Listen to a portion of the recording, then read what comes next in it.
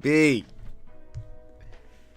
We are back, man. We are back. We are back. We are back. We are back. Copper color coaches, man. I ain't been live in a minute, but I'm definitely about to work on building that momentum back up. You know, building that base back up. We used to have a couple folks in the building. I ain't even gonna lie. But we back though. We back, man. We gonna keep doing. We gonna keep dropping this fire though. We gonna bring it to y'all live. We back. Make sure you like, comment, and subscribe. Click that notification bell to stay up to date on all content. Stay plugged in like an extension cord. As we talk, we're going to watch these viewers build up. Because we bringing a good one to the channel today. We bringing a real good story to the channel today, man. We're going to jump back into that history of that Captain John Smith dude. The homie responsible for... I won't say entirely responsible, but he played a huge role, according to the history books, into the establishment of the Jamestown colony in Virginia. This man wrote a whole story about his trip sailing to the Americas.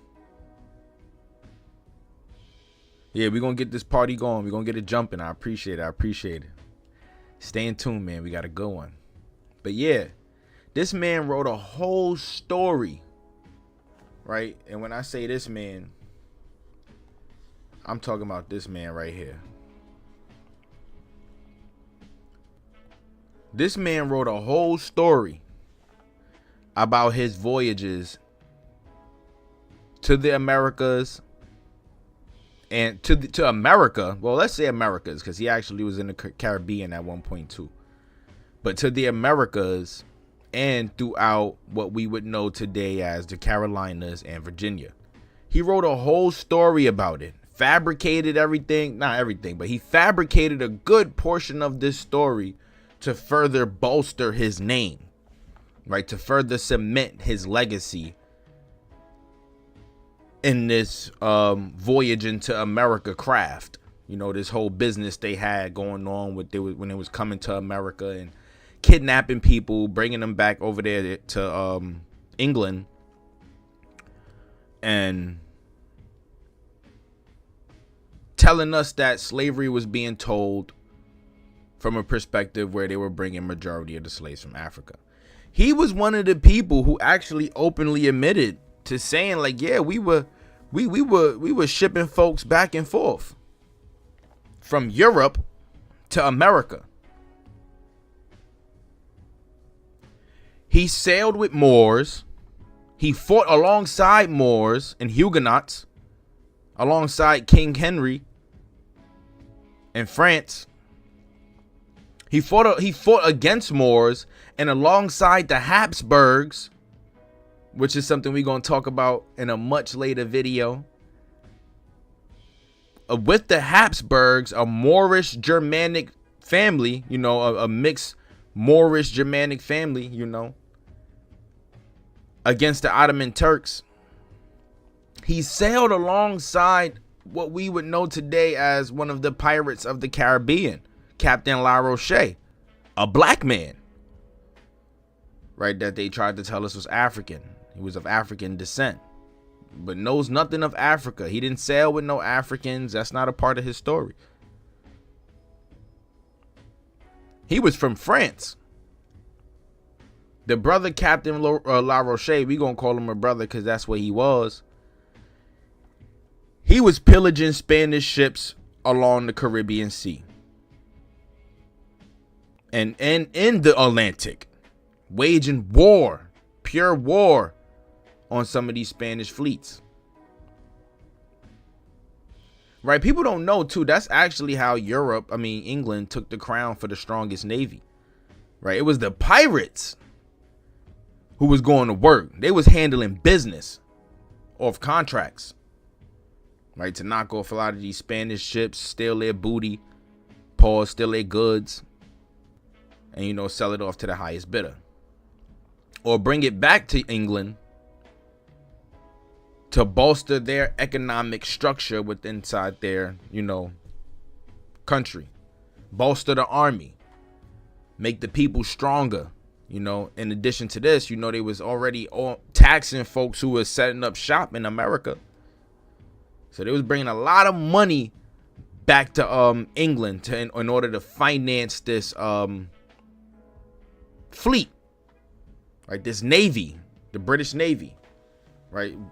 A portion of what we see today, right? Their wealth comes from these times, right? From when they robbed America blind.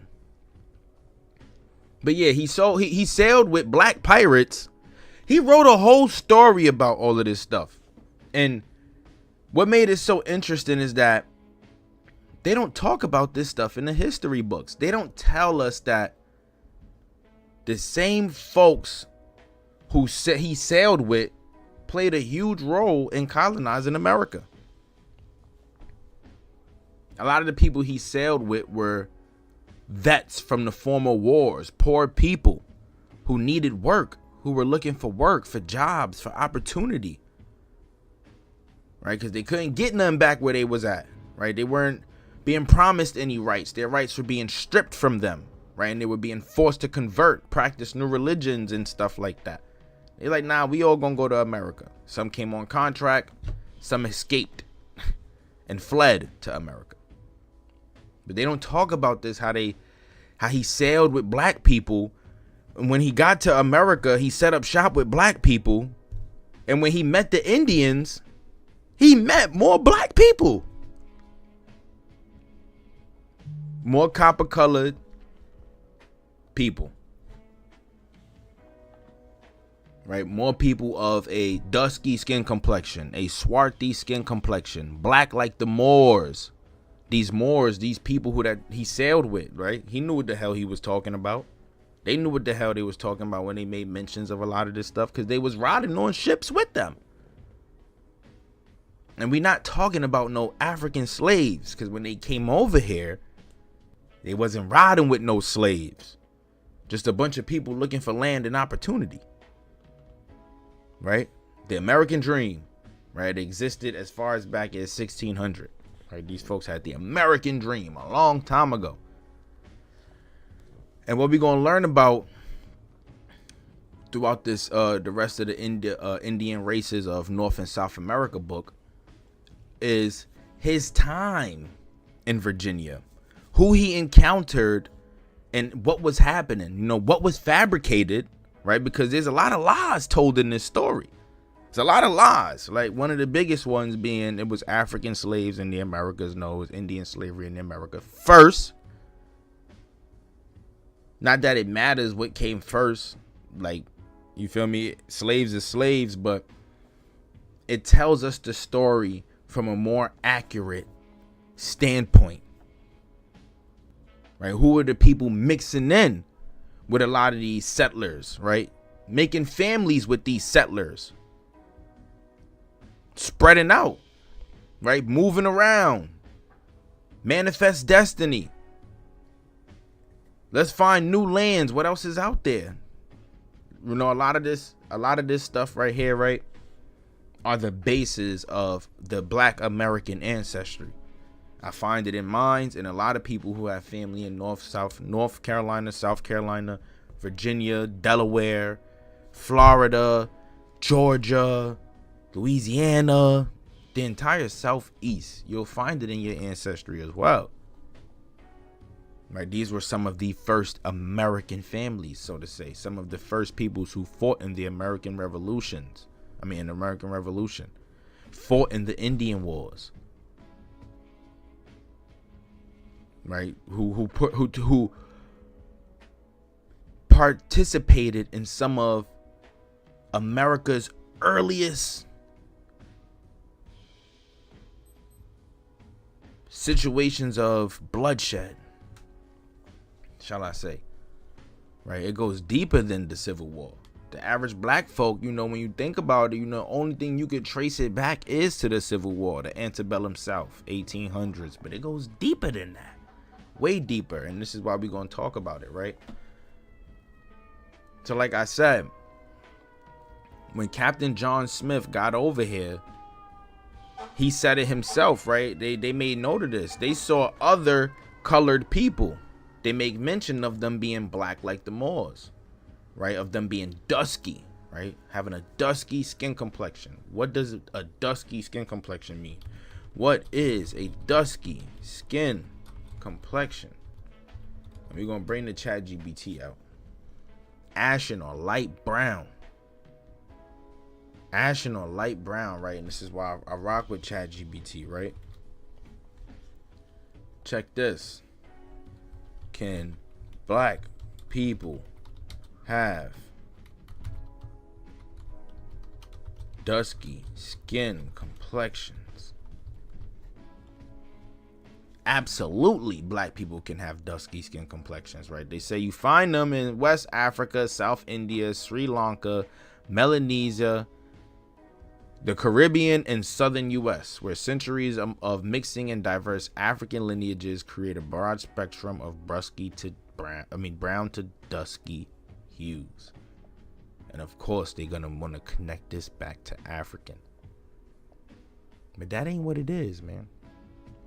There's a rich tapestry of black complexions, right? Shades of wheat. And what he encountered when he got here were dusky complected people.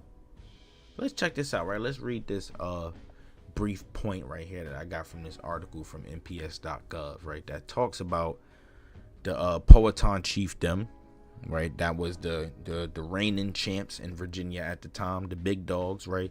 Who held the top of the hierarchy amongst many other pettier tribes that all came together to form this confederacy. Over here in Virginia, right? Jamestown, that area. So it says, in 1607, when the English established a permanent settlement on Jamestown Island under the auspices of the Virginia Company of London, a joint stock company, the native population of Tidewater, Virginia was under the sway of Waskenonakok, or Powhatan, a paramount chief who governed his people in a manner Captain John Smith described as monarchical, right? He was the reigning monarch, the big dog, the father, right? The father with all of his adopted children, Pocahontas being one of them. See, Powhatan reigned over 32 districts that encompassed more than 150 villages of various sizes. Where we at? Of various sizes. Their inhabitants supported Powhatan in times of war and paid him tribute, right? He was the big dog, right? They brought him tribute, right? When it was time to go bang out, right? He called on his many other pettier tribes of peoples who rode alongside him. And it wasn't like, oh yeah, he was the conqueror, or he right, was like enslaving them or forcing them to do this. Like, nah, this was like, all right, we're all going to come together to do this. We're going to come together to accomplish this and become one big family, because it was for the betterment of the nation, of the many peoples, right? We can succeed more as a confederacy than what we can as single individuals, right? Or single little pettier tribes, right? We won't be able to survive on the land moving like that. And that's why I like the old ways a lot, because they base their societies off of structure and balance and discipline and unity, right? Some of the many things that were stripped away from our people throughout the years of the physical enslavement, the assimilation, the whitewashing, changing the census records, children not knowing who they are, how deep they connected to their roots and stuff like that, right? People just are now so oblivious to these things that we no longer could even find it in our hearts to connect back to our ancestral ways. And that's the craziest part. All right, so let's continue.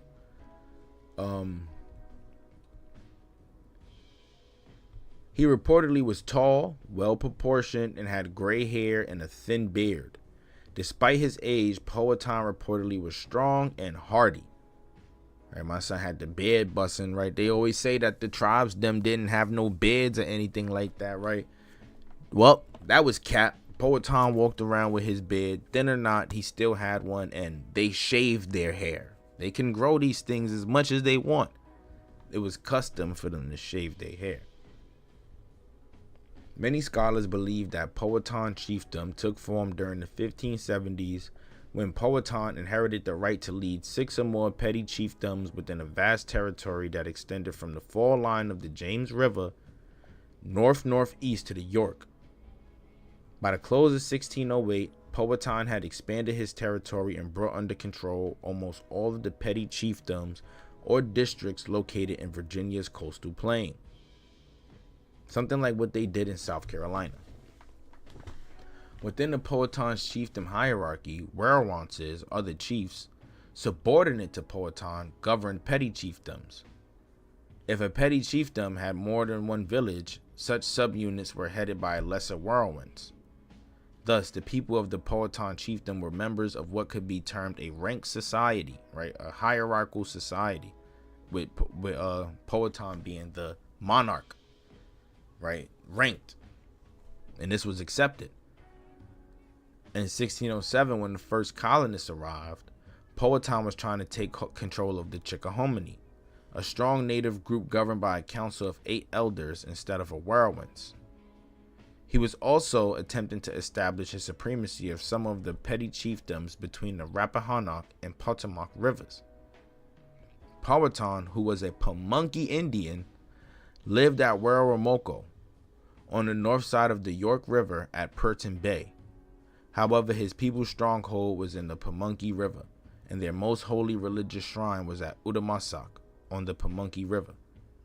He died in 1617, a year after the death of his daughter, Pocahontas. That's how connected son was, right? And it's still up in the air with how Pocahontas died too, because listen, John Smith ain't tell the truth when he told that story. That story that you learn about in that classroom, right? They have 101 ways to describe us, but only one for themselves, right? That is so true. That is so true. Just like how they have 101 different stereotypes for us, but there's only one that sticks to them, right? It's only one. Only one. Right? It's never, oh, let's look at the broader spectrum when it comes down to these folks that tell these, like, that like to back up their whitewash and whatever the case may be. It's either this or that. And a lot of this happened in the early 1900s, and people wouldn't even believe this, but World War II and I had a lot to do with this racial view that people now have today, right? Especially the extreme racism, right? It has a lot to do with that. But not to stray off too far, Powhatan, the Pocahontas story is very, very, very, very, very like it's like I can't wrap my brain around it, because I always ask the question, like, okay, if they valued her so much, and how did she die at such a young age once she got to Europe, right? What was going on? What was happening with this young woman over there that caused her to die at such a very young age? Because whatever happened over there that caused her to die at that young age would not have had happened over here. These people lived an extremely long time. And I won't say extremely long, like 300-400 years old, but they made it past 21. They made it past 25. Pocahontas passed away at a very young age. Not only that, but Captain John Smith claims that Pocahontas saved him not once, but multiple times, saved his life. When the real story is, this man confused a ritual for a wedding and assumed himself to be married to a young girl, 12, 13 years old. Mind you, John Smith is like 20 something, probably 30 at this time. right? Got the story all mixed up. And then, if that's the case, if they were married in holy matrimony, why did Powhatan want to kill these niggas so bad? Like, why did he want to get up with them so bad? Like, he was hell bent on getting up with John Smith. Like, he was hell bent on getting up with John Smith.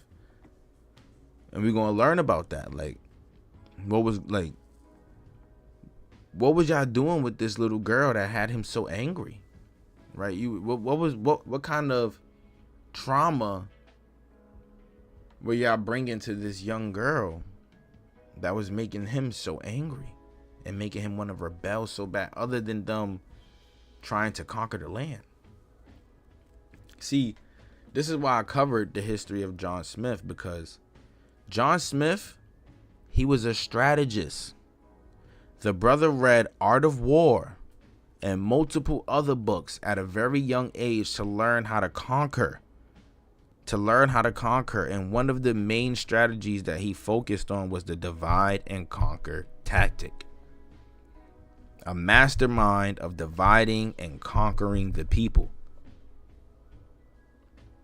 So throughout his many years of experience and traveling with these different warlords, right, getting into all of these different battles, he used all of that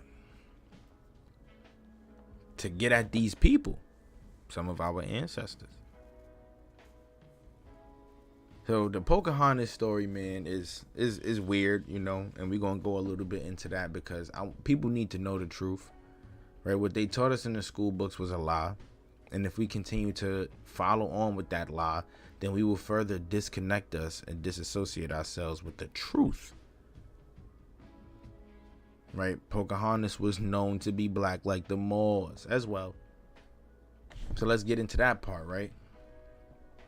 So Powhatan died after his daughter, right? She was shipped off to Europe, right? Probably used as a slave. That's my assumption, right? They enslaved that little girl, right? Sex slave, all that, slave, all of that, word. And that's why it played out the way it did. But how were these people described, right? Like I said, they made mention that they had dusky skin complexions, right? Well, here's the truth. Captain John Smith observed himself. He observed himself that the Indian men spent most of their time hunting, fishing, and engaging in wars, while the women and children made mats, baskets, and pottery and raised the crops upon which their villages depended. He described the Powhatans as generally tall and straight with black hair and dusky complexions. He noted that the men rarely had beards. They were exceptionally strong and agile and tolerated even throughout the worst weather. Right? They were dusky. Right? They had a dusky complexion. Right? Copper colored, swarthy, so-called black. Right? A lot of us have aunts, uncles, grandmothers, cousins, even maybe you yourself. You might even have a dusky skin complexion. Right? Not what you see on Hollywood TV. It's not what you see on Hollywood TV. Not what you think on Hollywood TV. Right? That's a perpetuated image to get you to believe, to think that, okay, this is what that is. Right? While they tell you that you're not from here, right? This is not your land. This does not belong to you. Speaking of land, check this part. Right? It says, but there were many subtle and more important differences between the Indians and the Europeans. The Powhatans considered land merely a part of the earth, like the sky, water, and the air, and therefore open to all for substance. Thus, the European concept of owning land was foreign to them. It was foreign to them. Right? They didn't have no concept of owning land. which means they did not conquer for land, right? Land was not something that they considered a commodity, right? Anybody can have this land. Shit, we blessed to have it ourselves. So we'll leave it open to you, right? Just don't do us no wrong, right? And that's where things, took a turn. People often take kindness for weakness, right? That's something that's been happening for years, hundreds of years, hundreds of years. And that's exactly how they got the people. They take kindness for weakness. That kindness ends up biting you in the butt, though. I always say, had they just closed everything off and been on some like, nah, we not accepting no outsiders from the jump, a lot of things would have been different today. A lot of things would have been different today. They had a hard time going to war with these people, man. It's not like what they make it seem in them history books. Them history books tell you that it was just like a cat fight, right? They came out with sticks, bows, and arrows, and folks in them had the plated armor with the muskets and just smoking them, taking over the land and burning the land and doing all that and carrying on and whatnot. Right? These colonies were facing destruction. Right? They had to utilize divide and conquer tactics. They had to. That was the only way for them to survive. In addition to using the people for everything that they possessed. All right, so now that we covered that, right, we gain an understanding of, yes, it is definitely a made up story, and we gonna get into it. We are definitely gonna get into it, right? But we have an understanding now of who they talking about, right? How these people can look, right? You could just even make it up yourself, right, based off the complexion. And then we have an understanding now of how these people viewed land, So what gave these Europeans access? Right, there was no concept of owning land. So this is free, right? Really living by the true word of God. This is free. This is for y'all. I mean, this is for us and open to everybody else, right? We can share. Like, we all one with the land, right? Peace, God. We all one with the land, right? But things ain't play out like that, right? But just imagine had things been different, right? I want folks to just think about that real quick. Just imagine what this world would look like had things been different. All right, so we're gonna continue into the book now. We're going to learn about this voyage, right, and what came with it, right, what was happening, right, the encounters, the possessions, as we continue throughout the story, the betrayal, right, a whole lot we're going to learn. This is just chapter 1. I think this whole part, right, the Indians of Virginia, has 4 chapters, and we're going to try to cover a good amount of this in this video today, but we're going to definitely have to break this up into different videos, different streams or whatever.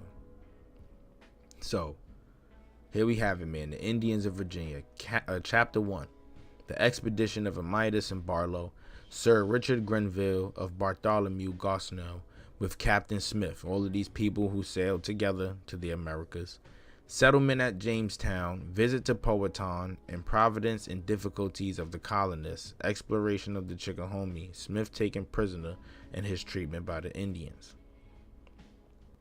Right, so the most complete and ferocious account of the manners, appearance, and history of the aboriginal inhabitants of Virginia, particularly those who dwelt in the eastern portion of that district, upon the rivers and the shores of Chesapeake Bay, is contained in the narrative of redoubted Captain John Smith, right? In his own story, out of his own words, right? I mean, out of his own mouth, what he put on paper, right? We already know now, fabricated. Now you could call it off right there, fabricated, right?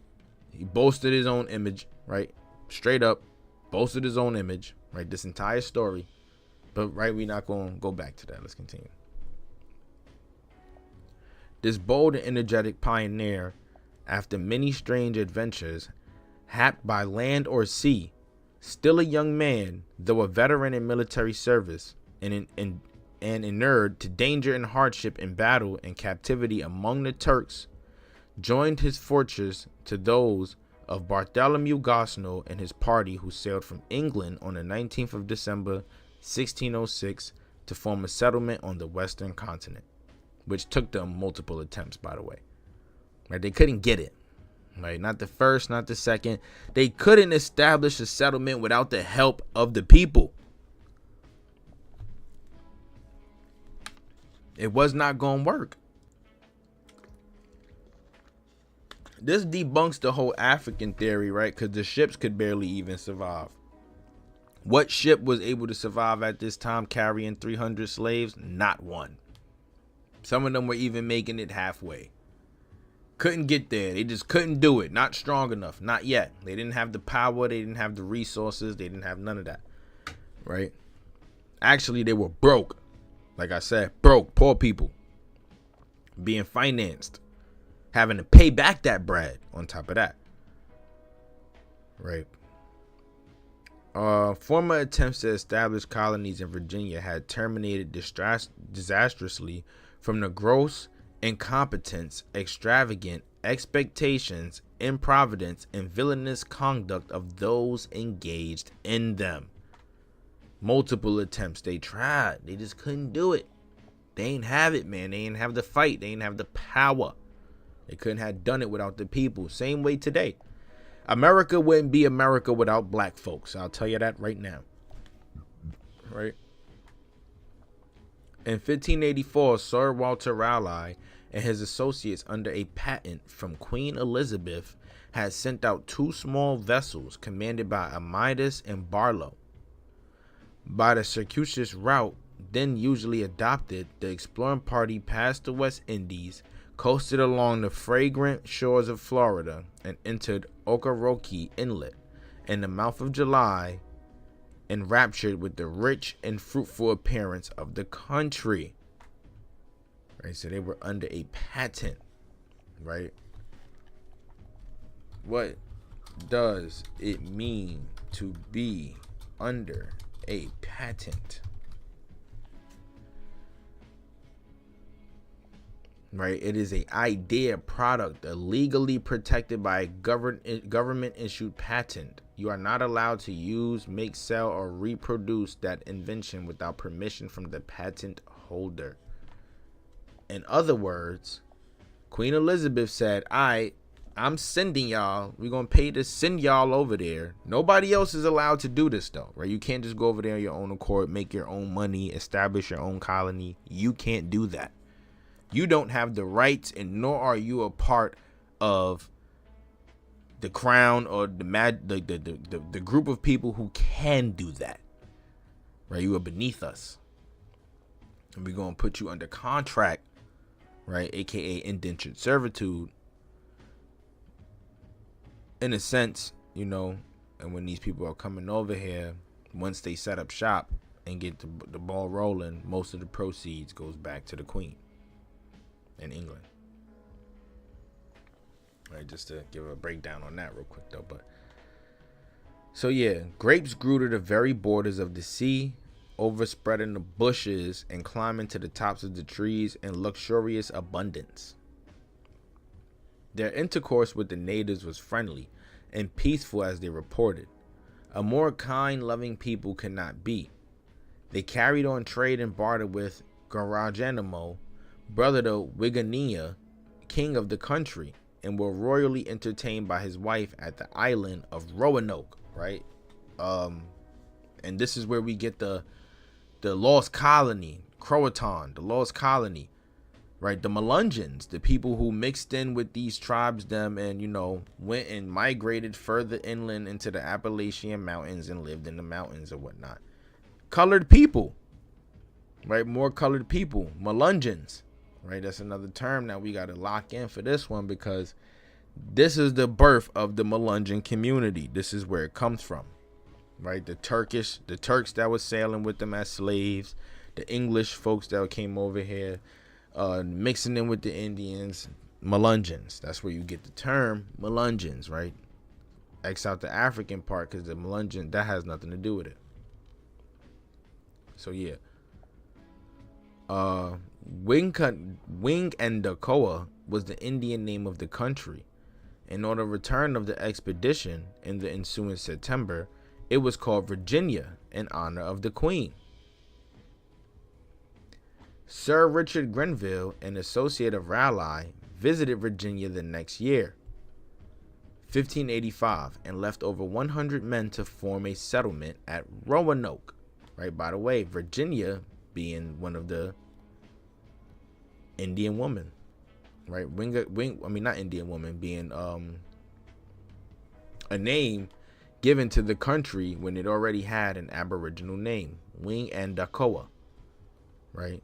Just like most places over here in the America, things being swapped out, replaced with names that come from their land, right? It all has to do with the conquest and the colonization, right? But look, like they said, the tribes, they don't have no notion of owning land, right? No one cares about owning land. So stuff like this does not really mean anything to them, right? They're not aware of things like this. But this is the start of the colonization process, right? It's just like gentrifying in a sense.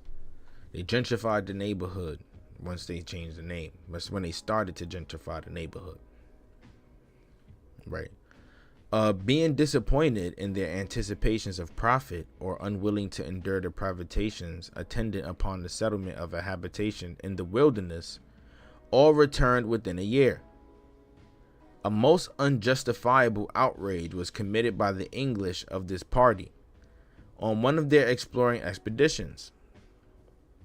In the words of the old narrative, at Aquasquak, the Indians stole a silver cup. We burnt the town and spoiled their corn, so returned to our fleet at Tococon.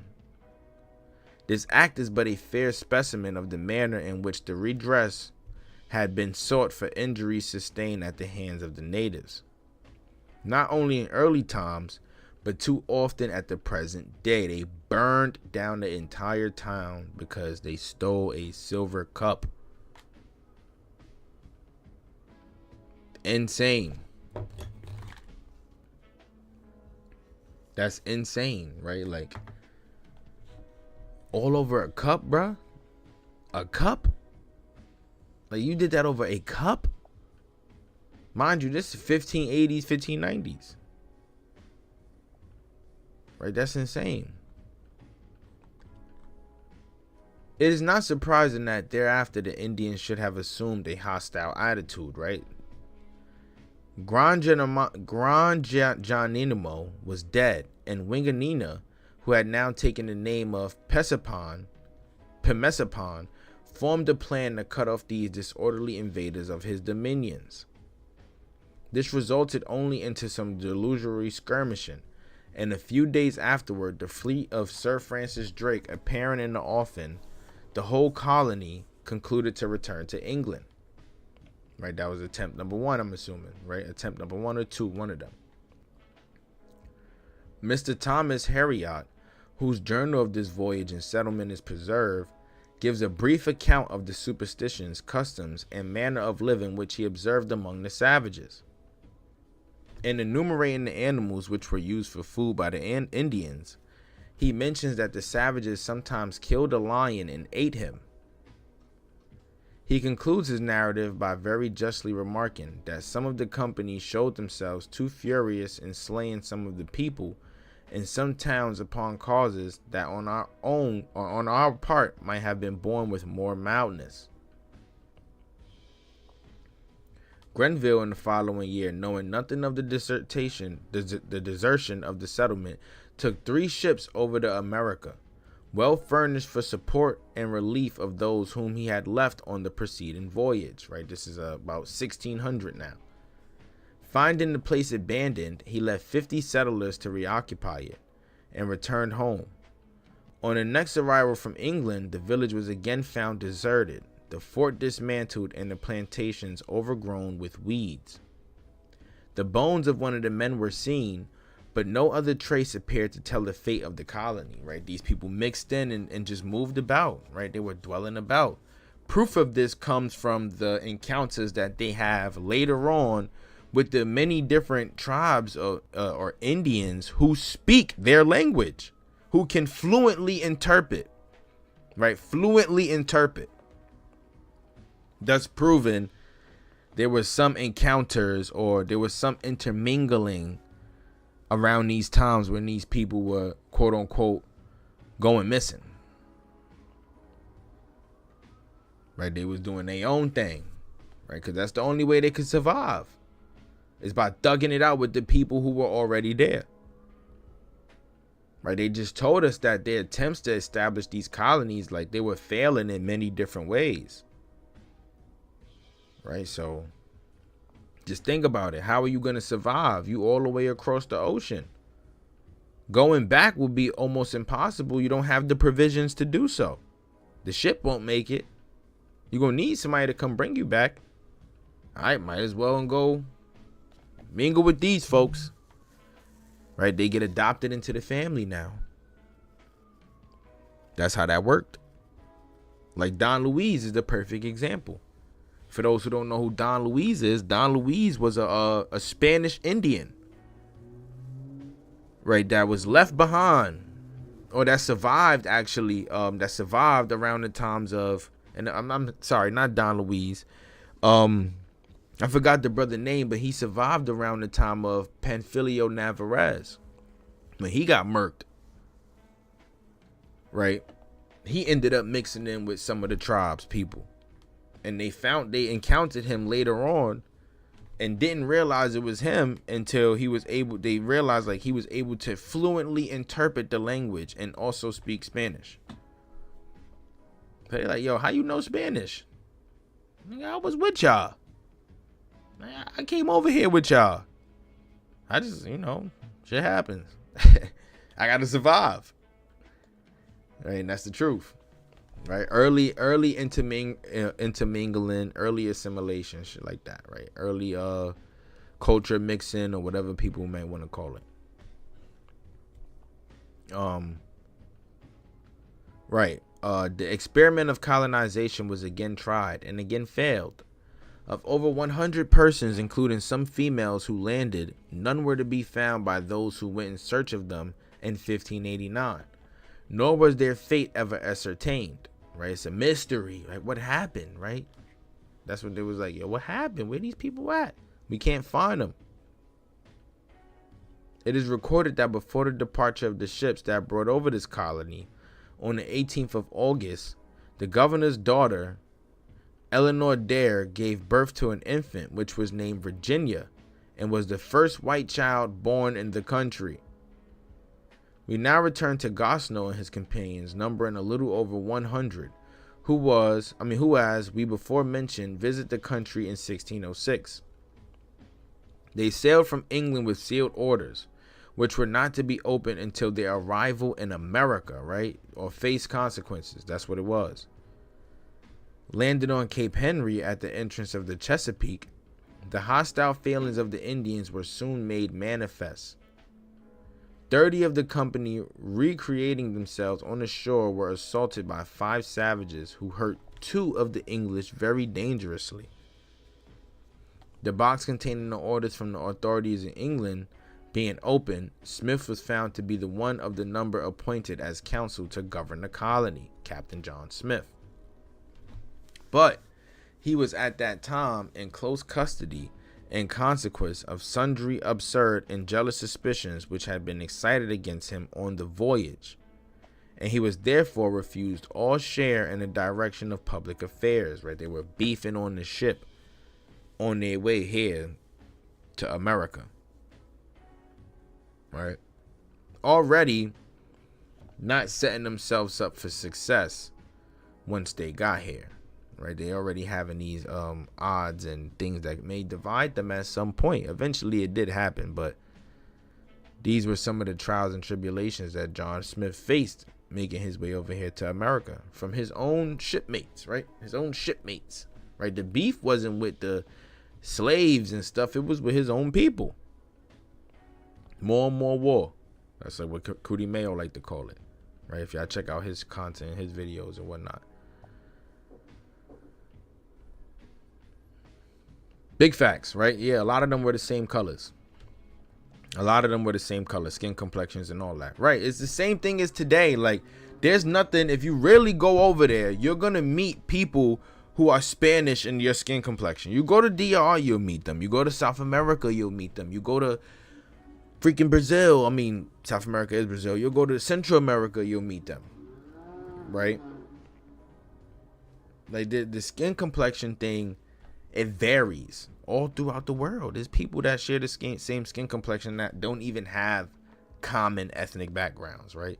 You got people from China who are just as brown as people from America, or just as brown as Mexicans, or just as brown as Colombians, or so forth and so forth. Right, but yeah, let's not sway off too far, right? Where I was at. Right, yeah, so Smith was found to be the one appointed to govern the colony. Folks in them was jealous of him on the voyage, and they refused all share in the direction of the public affairs. Before the return of the ships, however, which took place in June, the weak and ill-assorted colony were glad to avail themselves of the service and counsel of the bold and persevering captain, right? They ain't want to ride with him. His enemies were disgraced, and his authority was formally acknowledged. Meantime, the settlement was commenced at Jamestown, 40 miles up the Powhatan, now James River. The Indians appeared to be friendly, and all hands fell to work at the innumerable occupations which their situation required. A few ruins and the picture square remains of the old brick church tower still standing, utterly deserted amid the growths of shrubs and willows, are all that remain of the attended city. Newport and Smith, with the company of 20 men, were sent to explore the upper portion of the river, and made their way to the town of Powhatan, situated upon a bluff just below the falls, and at the head of navigation, the same spot afterwards chosen for the site of the capital of the state. Right, the state capital rests on this land. All right, check that out. Virginia state capital rests on ancient land, right, of the Powhatan Confederacy. The natives were peaceable and kind to the adventurers, receiving them with every demonstration of interest and pleasure, and rejoiced at the opportunity for traffic in beads and ornaments. As they approached Jamestown, on their return they perceived some hostile demonstrations, and arriving there found that 17 men had been wounded, and that one boy had been killed by the Indians during their absence. Wingfield, the president of the colony, had injudiciously neglected to make any secure fortifications, and the people, leaving their arms stored apart, set to work without a guard, thus giving to the lurking foe convenient opportunity for an assault. Ill prepared, not even ready. Right, you know, out here just like chickens with their head chopped off. Right, not prepared to survive. Right, all of that talk about them being this mighty people that came and conquered and left. All right, yeah, they did conquer, but check this, right? Dumb as a mother-loving rock. Why would you be walking around a land that's not yours with no security? You must want to get your chain snatched. Yeah. What it do, chicken stew family? Jalito, we in this bad boy. But yeah, man, why would you want to walk around a place that you not from with no security? Right, no security. Right, no fortifications, nothing. Right, you could barely build anything had it not been for Powhatan and his people. Right, and this is why they were getting clapped, right? Every chance the people them got, because of the prior experiences, like for stealing a cup and getting the town burnt down. They was riding out on them, right? Any chance they got. Outside of those who chose to be friendly, you had that many few who were putting these boys through hell. Straight up. Right? After Captain Newport had sailed for England, the colonists, left to their own resources, were reduced to great straits and privation. What does it mean to be reduced to great straits and privation? Let's ask Copilot. The phrase reduced to great straits and privation is a vivid expression describing a situation of extreme hardships and deprivation, severe difficulty, having a hard time. They just couldn't do it. This be the funniest part, bro, because man, listen, like I said, who built America? Not these people. Black Americans built America. Right? This our stuff. They've used us and abused us every step of the mother loving way because they could not get it done by themselves. Yet they want to call us lazy. Right? They want to take ownership of our creations. But you could barely survive in a land that's people survive off the land. You can't survive on land where people survive off the land. What sense does that make? Right? It makes no sense. It's the funniest shit ever to me, I swear to God. Right? Most of them were men utterly unfitted for the situation they had chosen and unable to endure labor or hardship. You barely had any dexterity. Couldn't even keep up, right? Feeding upon damaged wheat with such fish and crabs as they could catch. Worn out by unaccustomed toil, unused to the climate and ignorant of its diseases. You weren't even used to the climate.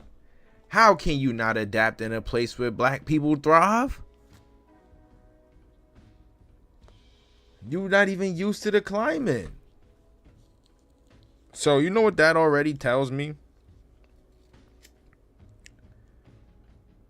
Right, it get real hot in the South.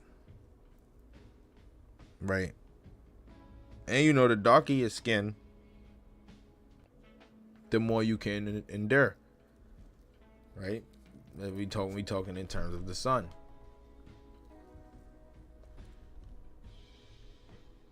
We used to that stuff. We used to the heat. What kind of temperament are you living in where you can't get used to a little hot weather?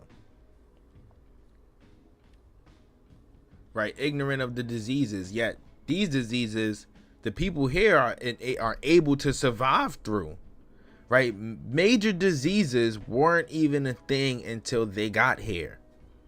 And people don't even notice, but that group of people, the Melungeons, due to the intermixing of different folks who aren't really supposed to mix based off of biblical ancestry, if we're going to take it there, a lot of new diseases started coming about. If you check one of my old videos, History of the Melungeons, I spoke about it. You got mad different stomach diseases and all of these different diseases that came about once they started mixing in and whatnot. These diseases, these people are able to survive and thrive through. Like, you know, they built up an immunity to them.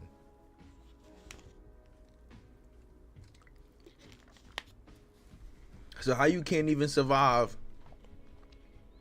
You can't survive the climate. You can't survive the environment. You just can't survive without the help of the people. It took for you to use the sassafras to heal yourself. The herbs, the medicine, the natural remedies to heal yourself. How have we strayed so far away? They used our stuff to get by. Now we use theirs? That's crazy, bro. It's crazy to me. I ain't gonna lie. Right? They couldn't even keep up. Right? Smith, to whom all now looked for advice, and who was virtually at the head of affairs, undertook an expedition down the river for purposes of trade, finding that the natives scorned him as a famished man, derisively offering a morsel of food at the price of his arms. Give me your arms, you get some food. Skinny man, you malnourished man, you want to eat? Give me your arms, right? Stuff like that. He adopted a very common expedient of the time, using force where courtesy availed not. After a harmless discharge of muskets, he landed and marched up to a village where much corn was stored. He would not allow his men to plunder, but awaited the expected attack of the natives. Smart man. I told y'all, he read Art of War. John Smith read Art of War. He said,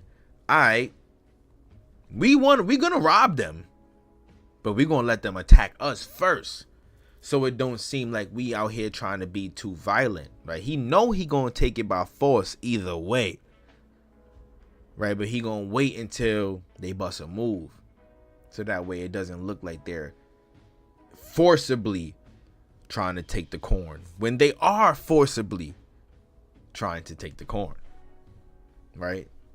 He used those strategies to get over on these people. Very interesting, man. Very interesting man. Right? A party of 6 or 70 presently appeared with the most hideous noise. Some black, some red, some white, some partly colored. They came in a square order, singing and dancing out of the woods with their oki, which was an idol made out of skin stuffed with moss, all painted and hung with chains and copper. Born before them, some black, some red, some white. None of these people are painting themselves these color, by the way, y'all. Right, when they say red skin, they mean like brown skin, some dark skin, some pale or light skin, right? Variations of colors amongst these people, right? There's no one direct color. There's no one direct description. You know, they said dusky is a variation of colors. Of course, these people could be black, right? So yeah, they let off a pistol shot from the guns and it scattered them away. They fled, dropped their okis. Being now ready to treat, their image was restored, and beads, copper, and hatchets were given by Smith to their full satisfaction in return for provisions. Smart man. Very, very, very smart man. The improvident colonists, by waste and inactivity, counteracted the efforts of Smith, and Wingfield, the former president, with a number of others, formed a plan to seize the Pinnacle and return to England.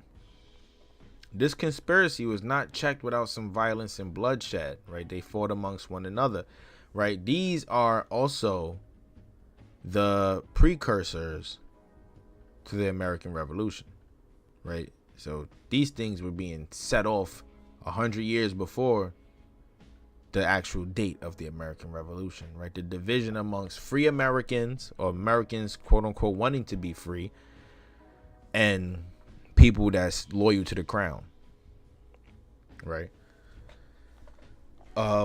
They fought amongst each other, right? As the weather grew colder with the change of season, game became fat and plenty, and the Indians on the Chickahomina River were found eager to trade their corn for English articles of use or ornament, so that affairs began to look more prosperous, right? They were starting to see like, okay, yeah, we could probably make it, right? Because now tribes is willing, these people are willing to trade with us now, and now they're willing to trade with us their corn, the corn which can be used to make many things, right? Many things, right? Bread, you can eat it, right? It has protein, right? This is wild corn, organic wild corn, not the corn that you see in the supermarket and stuff nowadays. They took our corn away, right? There's no more corn that what they was using back in the day. That corn was special. that corn was different. That corn was the key to the colonists surviving. One of the main keys, I would say. Without that corn, they would be nowhere, nobody. Right? Again, something aboriginal to America. We all know how special the corn is. Thus just proving to us that, like, there's no way that they would have survived had they not utilized our goods and commodities, with corn being at the top of the chart. There's no way. These same things that they were using, or that they had that were of no use to them, or they couldn't use to survive, they traded with the cream of the crop, right? During the ensuing winter, Smith with the barge and boat's crew undertook an exploration of the sources of the Chickahominy, or the Chickahominy, which empties into the James River a few miles above Jamestown. After making his way for about 50 miles up the stream, his progress was so impeded by fallen trees and the narrowness of the channel that he left the boat and crew in a sort of bay and proceeded in a canoe, accompanied only by 2 Englishmen and 2 Indian guides. The men left in charge of the boat, disregarding his orders to stay on board till his return, were set upon by a great body of the natives, and one of their number, George Casson, was taken prisoner. Having compelled their captive to disclose the intentions and position of the captain, these savages proceeded to put him to death in the most barbarous manner, severing his limbs at the joints with shells and burning them before his face. Wicked. Right? Check that. Striking fear into these colonists, right? Real dirty. They cut his body parts off with shells. That is OD, right? That's insane. And then they burnt them. As they dared not to attack the armed company in the boat, all hands then set out in hot pursuit of Smith, led by Okampanahu, king of Pamunkey, or Powhatan. Coming upon a little party among the marshes far up the river, they shot the 2 Englishmen as they were sleeping by the canoe, and to the number of over 200 surrounded the gallant captain, who, accompanied by one of his guides, was out with his gun in search of game. Binding the Indian fast to his arm with a gaunter as a protection from the shafts of the enemy, Smith made such use of his gun that he killed 3 of his assailants and wounded several others. Right? This is from his story, right? Again, like I said, bolstering himself. He's saying this as if this was like on some James Bond, react, gun out, bang, like Western, like really on something like some like, you like that. Oh, okay, you like that. Heard you, right? Heard you. He liked that. The whole body stood at some distance, stricken with terror at the unwanted execution of his weapon, while he slowly retired towards the canoe. Unfortunately, attempting to cross a creek with a merry bottom, he stuck fast together with his guide, and becoming benumbed with cold, for the season was usually severe, he threw away his arms and surrendered himself prisoner. Right, this is when they took John Smith prisoner. Delighted with their acquisition, the savages took him to the fire and restored animation to his limbs by warmth and friction. He immediately set himself to conciliate the king, and presenting him with an ivory pocket compass, proceeded to explain its use, together with many other scientific matters greatly beyond the comprehension of the wild creatures who gathered around him in eager and his astonished admiration. This is cap because they already had knowledge of a compass. The compass actually was created right over here, right? Then passed on to the Chinese, and then so forth and so forth. But the compass origins comes back to the Americas. So they already had some knowledge of the north, south, east, west. All of this, they staring at the compass and admiration and not like when they tell that story, it makes it seem like it's a bunch of idiots sitting around looking at the shiny compass like, ooh, shiny. Right then when that's not what it is. Like, that's not what it was. Right? And I highly doubt they admired the compass in any way, shape, or form. Right? This was just something that he offered to trade with them and maybe held some type of value. But they already had knowledge of this, so it wasn't like the compass was anything special. Right? Out of America 1.0. Right? The compass. Evolution of the animals. Right? Creations of the mountains. America's seen a lot of these things first, man. Word. Right? But let's continue. Perhaps with the view of trying his courage, they presently bound him to a tree, and all made ready to let fly their arrows at him, but were stayed at a sign from the chief. They then carried him to Arapacas, where he was well fed and treated with kindness. Right? No form of slavery amongst these people. When they reached the town, a strange savage dance was performed around Openahu and his captive, by the whole body of warriors armed and painted, while the women and children looked on with wonder and curiosity. The gaudy color of the oil and pocanons with which their bodies were covered made an exceeding handsome show, and each had his bow in his hand, and the skin of a bird with her wings abroad, dried tied on his head, a piece of copper, a white shell, a long feather with a small rattle growing at the tails of their snakes tied to it, or some such like a toy. Right? This was a ceremony they were performing around Powhatan and John Smith. Although the Indians would not as yet eat with their prisoner, he was so feasted that a suspicion arose in his mind that they would fat him to eat him like a pig. Right? Like a pig. Yet in this desperate estate, to defend him from the cold, one Moncaster brought him his gown, in requital of some beads and toys Smith had given him at his first arrival in Virginia. One of the old warriors, whose son had been wounded at the time of the capture, was with difficulty restrained from killing him. The young Indian was set at his last gasp, but Smith, wishing to send information to Jamestown, said that he had there a medicine of potent effect. The messengers sent on this errand made their way to Jamestown in a bitter weather as could be of frost and snow, carrying a note from Smith written upon part of the table book. They returned bringing with them the articles he requested in the letter, to the wonder of all that heard it, that he could either divine or the paper could speak.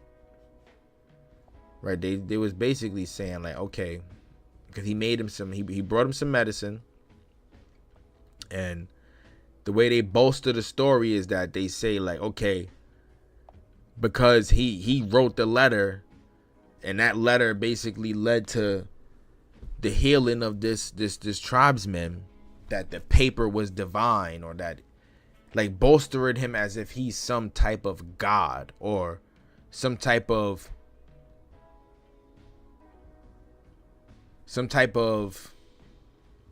miracle worker, or like miracle maker, like the same perception that the tribesmen in the Caribbean islands had of Columbus when he first landed, right? Bolstering themselves up, making it out to be what it really is, and making it out to be something that it's not, right? Or that the paper could speak, right? A plan was at that time on foot to make an attack upon the colony, and such rewards as were in their power to bestow. Life, liberty, land, and woman were offered to Smith by the Indians, if he would lend his assistance. They now made a triumphal progress with their illustrious captive among the tribes on the Rappahannock and Potomac rivers and elsewhere, exhibiting him to the Euthanons and the Matapentmes and the Pocahontas, right? The different tribes in Virginia, like not just the ones you see on paper, right? The Natatocondones and the Owimanatis, right?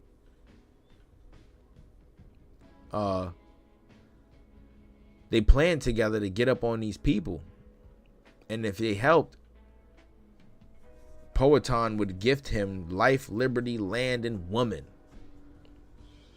Right? All lies. Right? All lies. Because remember, they had no concept of land.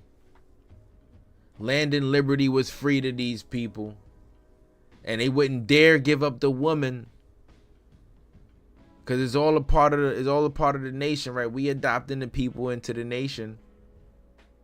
Right? All of these being commodities of the European colonists.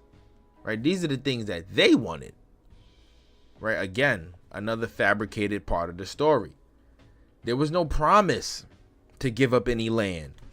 There was no promise to do any of that. Right? It was a deal to share the land. We can share and thrive together. But to give any land, people, prisoners, slaves, anything like that, no. There was no promise. There was no deal. It was all fabricated. Right? To further, like I said, bolster this narrative. Right? That what they did when they came here was okay. Right? To make it seem like it was okay. None of it was okay. What happened to Pocahontas wasn't okay. Right? We can't justify this. Right? That can't be justified.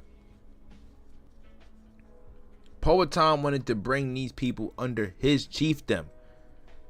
Why would he give up any of the land or any of the people? For what? A compass? A compass?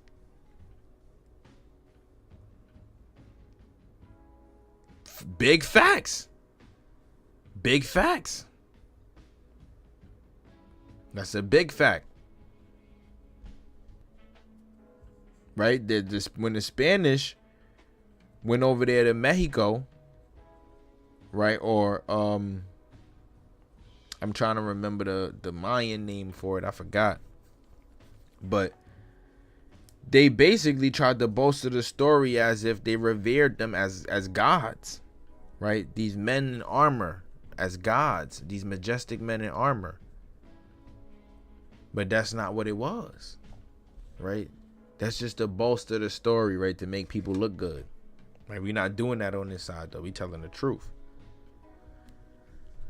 They now made triumphal progress with their illustrious captive among the tribes on the Rappahannock, right? Moving forward, yeah, we got the Euthanons, the Matapentmes, the Pocahontas, the Natatocondones, and Oyamantes.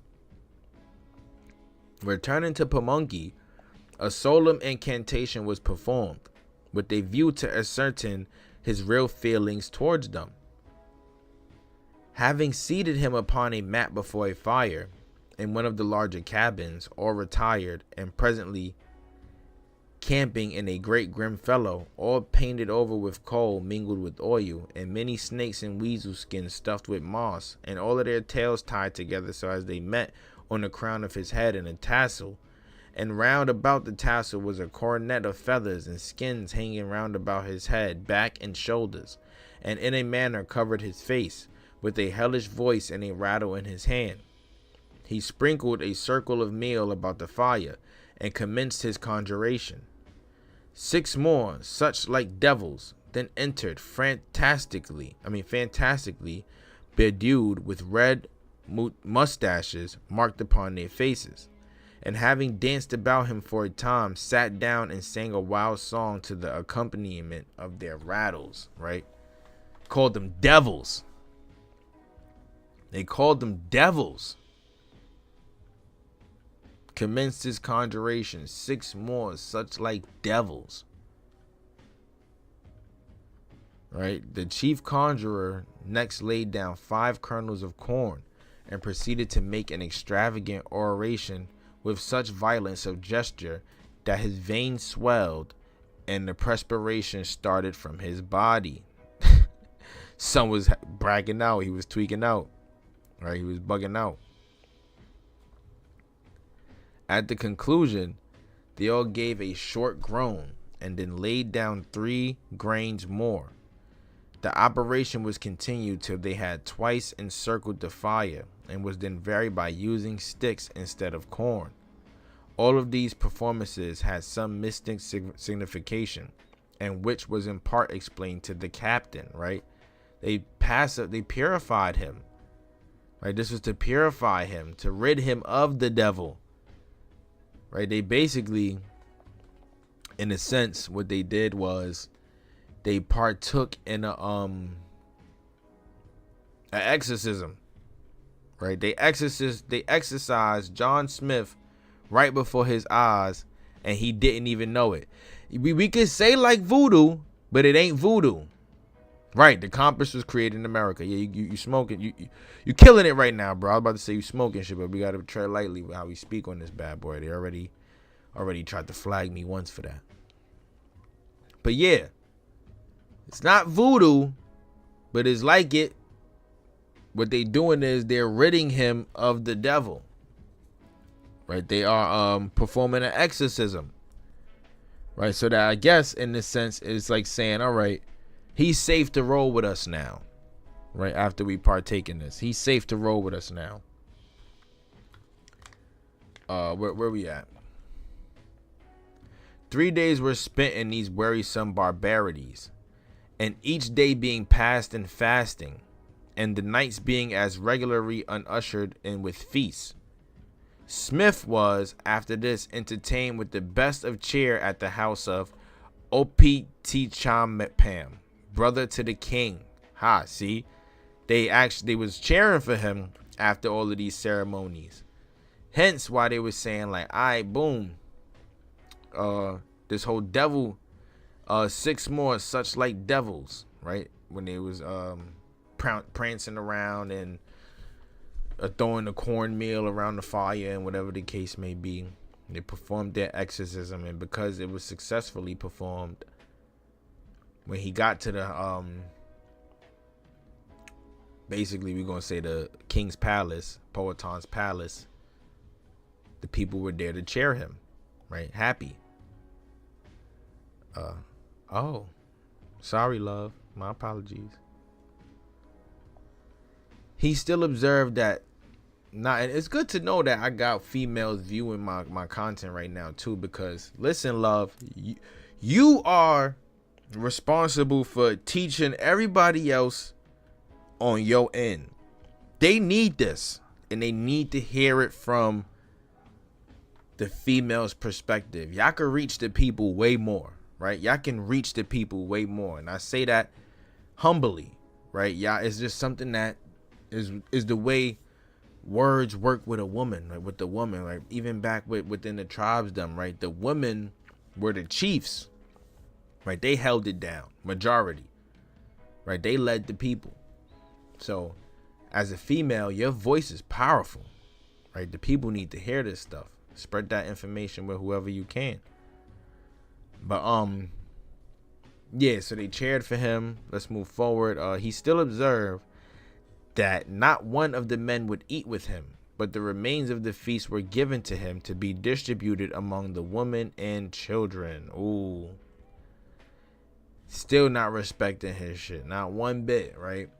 They're not eating with him, but you could pass out the remains and whatnot. You could eat the remains and whatnot, right? You still not one of us, but you working, you know. We trying to get there. We trying to get there if we could let it, right? He was here shown a bag of gunpowder, carefully preserved as seed against the next planting season. We go into chapter 2. Court of Powhatan. Smith's preservation by Pocahontas. Supplies furnished by the Indians. Newport's arrival. Smith expeditions up the Chesapeake River. Right, we're going to learn a little bit about this Pocahontas story now. We're going to blow this one out the water, right? Check this out. Let's make sure y'all keep tuning in, man. Oh shit. We got the OG in the house. What it do, chicken stew, sis? We covering some good content, man. Make sure you follow what we talking about right now, because there's some good information. Right, this one is a tribute for all of the folks who have the ancestry going back to the Carolinas and Virginia. Right, a lot of this flows through your blood, so let's talk about it. The great monarch of the country, Powhatan, at this period, was holding his court at Woko on the left bank of the York River, and thither Smith was conveyed to await the royal pleasure. The reception of so important a captive was conducted with suitable solemnity and parade. Powhatan sat upon a raised seat before a fire in a large house clothed with a robe of raccoon skins, the tails hanging in an ornamental array. He was an old man about 60 years of age, of noble figure, and that commanding presence natural in one born to rule with undisputed authority over all around him. Yes, sir. Big ups to the big dog. Long live the big dog. A young girl sat on each side of the king and marshaled around the room were rows of warriors and women bedecked with beads, feathers, and paints. Right, these young women were his adopted daughters, right? Pocahontas being one of them. Smith's entrance was hailed by a shout.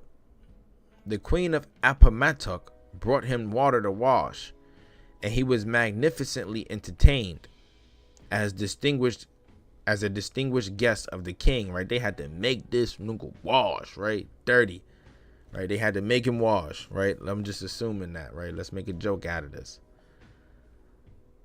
The strange scene which ensued, so replete with pathos and poetic interest, must be given in the simple language of the old historian. Having ended his repast, a long consultation was held, but the conclusion was 2 great stones were brought before Powhatan. Then as many as could laid hands on him, dragged him to them, and thereon laid on his head. Right, and check this image out, right? Because this image, before we even move forward, is what they're depicting to be Pocahontas saving Captain John Smith from being murdered by King Powhatan. King Powhatan was about to clean his plate. King Powhatan was about to cut his water off.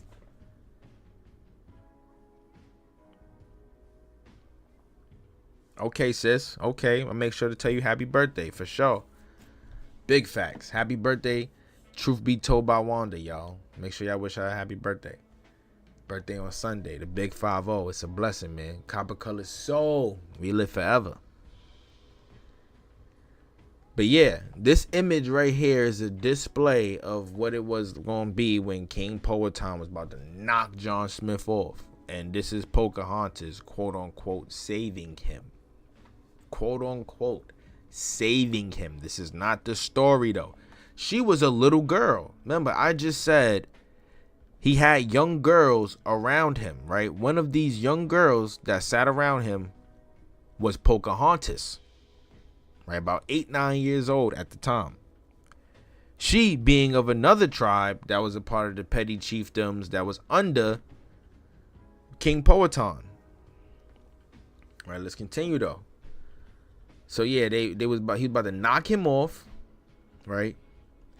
They readied their clubs to begin to beat out his brains.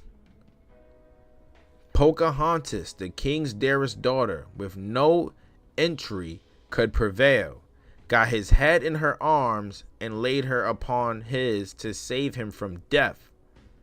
Whereat the emperor was contended he should live to make him hatchets and her bells, beads, and copper, for they thought him as well of all occupations as themselves.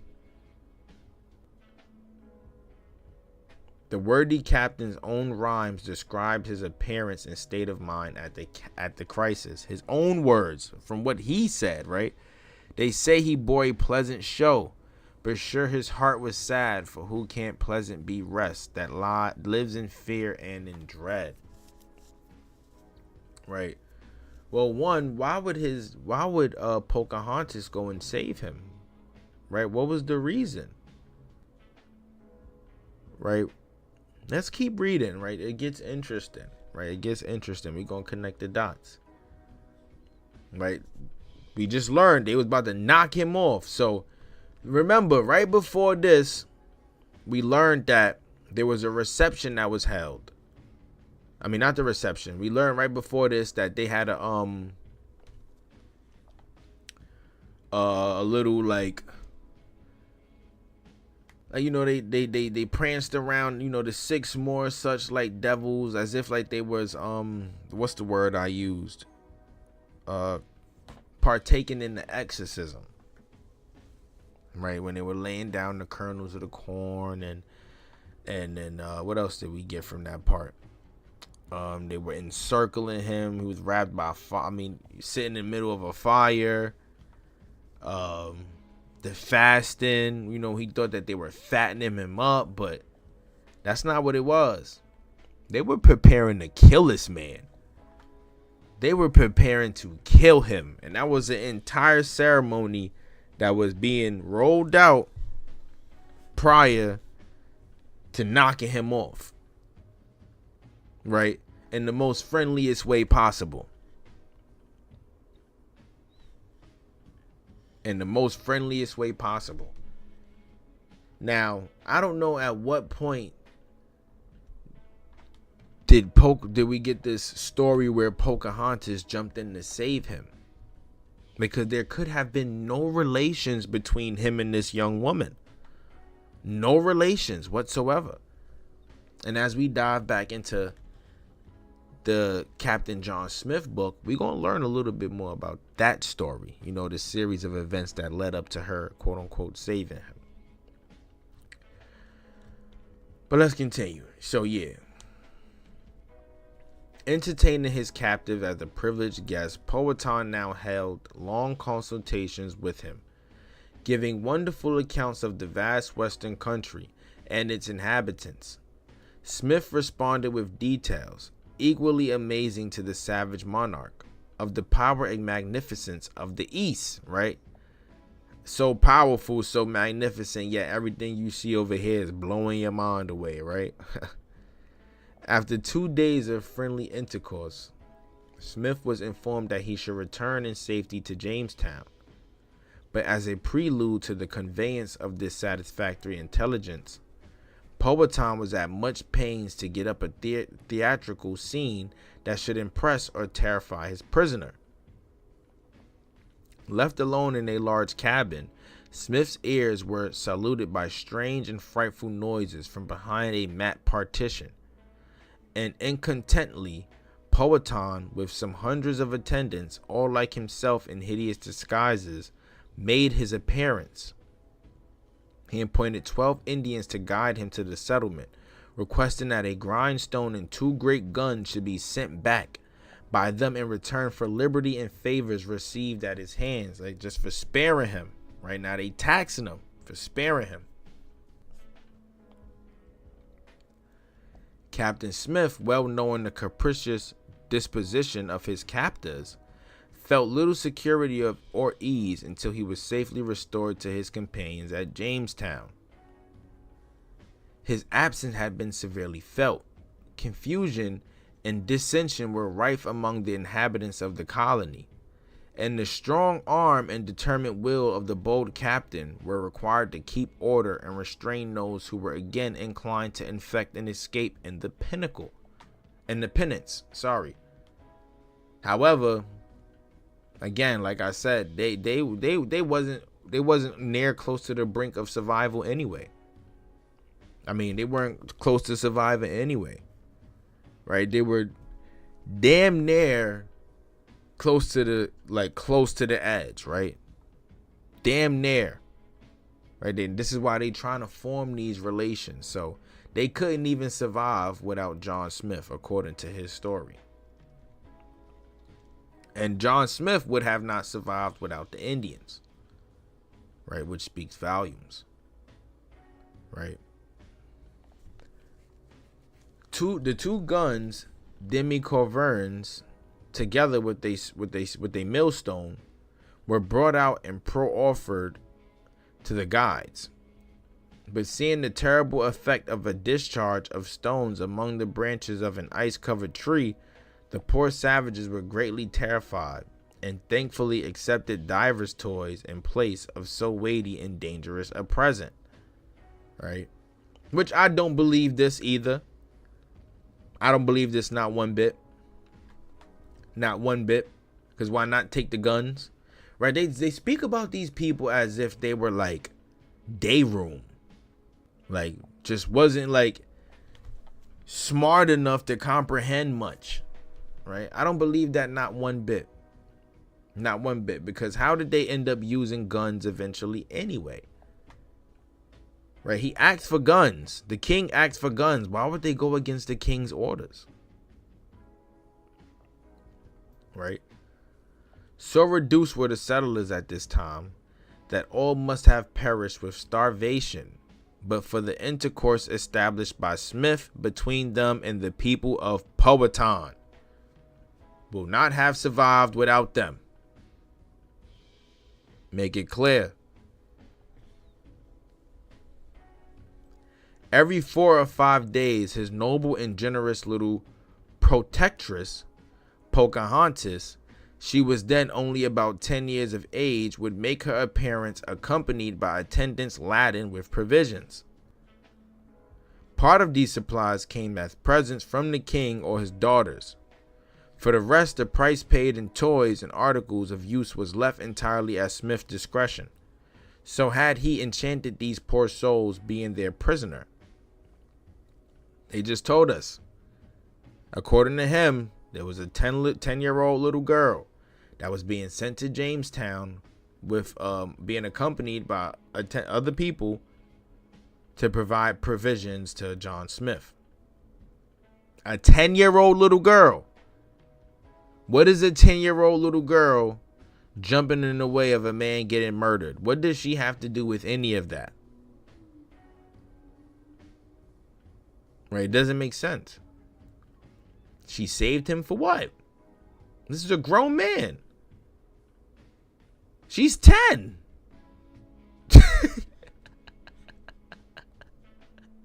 She's 10. This book was written in the late 1800s. John Smith's story, though, was written, the book, late 1800s as well. But they tell the same lies, though. Right? She was 10 years old. 10. You telling me that girl, that 10-year-old little girl, is willing to put her to save another grown man for no reason whatsoever? Right? Bolster in this story, man. But we're gonna get into that one. Captains Newport and Nelson now arrived from England with 2 ships laden with necessaries and articles of traffic. Rejoiced at the arrival of friends and provisions, the colonists allowed the sailors to hold what intercourse they pleased with the natives.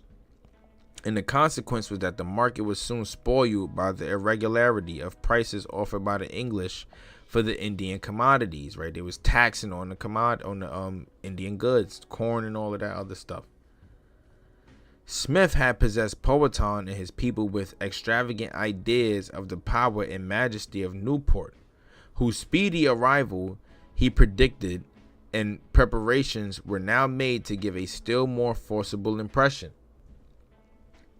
Messengers were sent to inform the Indian monarch that the great captain of the seas had reached Jamestown and would make a visit of state to his royal friend and ally. The pendants was made ready for this purpose, and a great courier there was set him forward. When they had arrived at Woko, Newport was wary and cautious, fearing treachery on part of the savages, and Smith therefore volunteered to go forward with the small company and see that the coast was clear. Over the creeks which meandered through the marshy country, bridges were found, but of so frail a structure, being composed of poles bound with bark, that some suspicions were entertained that they might be intended as traps. Smith therefore kept some of the chief Indians who acted as guides in the midst of his company for security against the attack. All of their suspicion proved groundless. Powhatan received the officers with the greatest distinction, entertained them hospitably, and celebrated their coming with feasts and dances. The great king carried himself so proudly, yet discreetly, as made all admire his natural gifts. He declined any petty traffic, but requested Newport to bring forward at once all of the goods that he had brought for trade, expressing his willingness to give full return. His desire was complied with Newport, wishing to outdo the king in generosity and show of munificence. But the result hardly equaled the expectation. For the cunning savage, says the narrator, valued his corn at such a rate that I think it's better cheap in Spain. A few blue beads in the possession of Smith now caught the eye of Powhatan and aroused his curiosity and avarice. I do not believe this, though. I do not believe this, because corn did entirely too much for the people. Why would they trade corn for some beads? Like, that part never made sense to me, right? And if you ask me, I think that that was just told to pretty much fabricate the fact that these commodities were stolen from the people. They were stolen. Right? I don't believe they would have traded this off for some beads, because corn was doing entirely too much at this time. Right? They had no idols. Things like this weren't held in veneration. It was the copper and what they could get from the land. That's it. Right? The wary captain pretended to be loath to part with them, and not to be worn but by the greatest kings in the world. This made him half mad to be the owner of such strange jewels, and to obtain them he readily paid an immense quantity of corn, esteeming himself still the gainer. The trade in blue beads after this became a royal monopoly. Right, saying now blue beads is now the commodity. It's not corn, but whenever we get our hands on blue beads, now we trading these blue beads as if they like really mean something. Right? The party returned to Jamestown, but only to experience greater privation and hardship than ever. The town took fire, and much of their provisions, clothing, and other means of comfort was destroyed. Now, obviously, the corn came in use. The winter was bitterly cold, and nearly the whole colony, together with the crews of the ships, were possessed with an insane desire to search for gold, to the neglect of the labors necessary to secure health and prosperity. From these causes, more than half of their number perished. Right? This colony was struggling to get on its feet. The Indians, seeing their weakness, became insolent and exacting, and but for Smith, whose prompt and energetic action without actual bloodshed subdued and brought them to terms, they might have completely overawed and perhaps have extirpated the colony. Those whom the English took prisoners insisted that the hostilities were in accordance with the orders of Powhatan, but he, on the other hand, averred that it was the work of some of his unruly subordinates.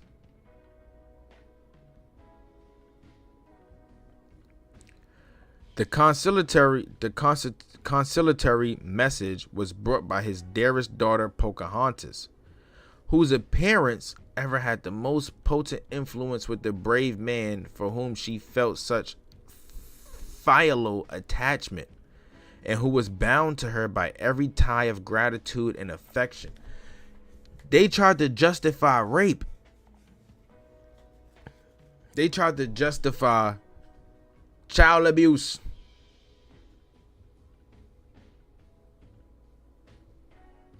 They were trying to justify a grown man pushing up on a little girl. Let's talk about this Pocahontas story real quick. Right? Pick this up from an article. Right? The true story of Pocahontas.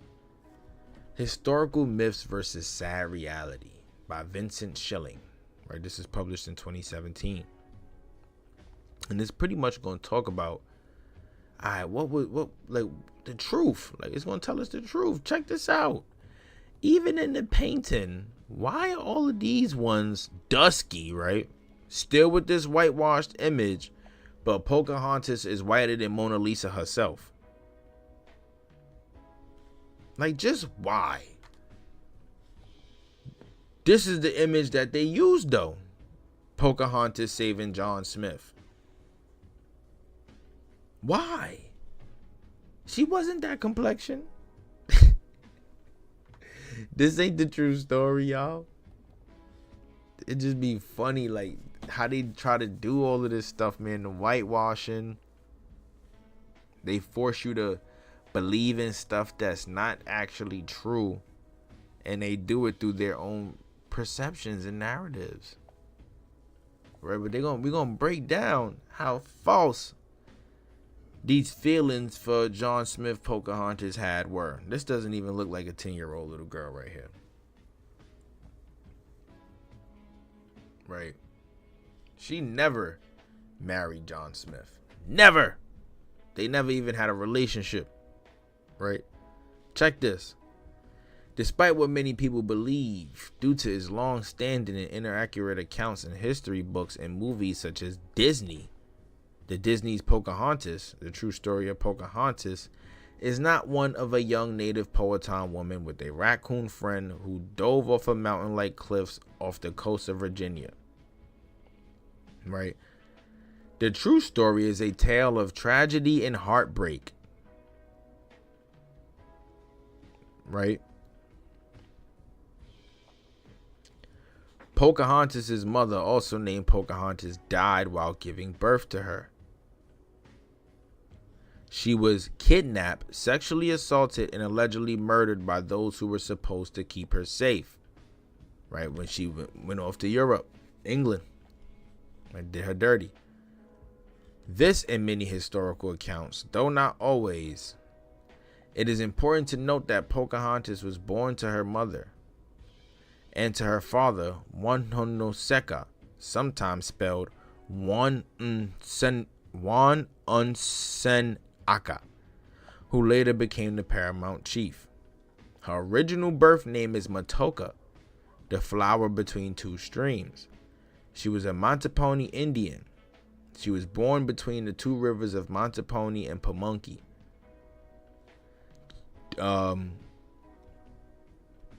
When his wife died, Wanhonoseka, Matoka became his favorite because she looked like her mother.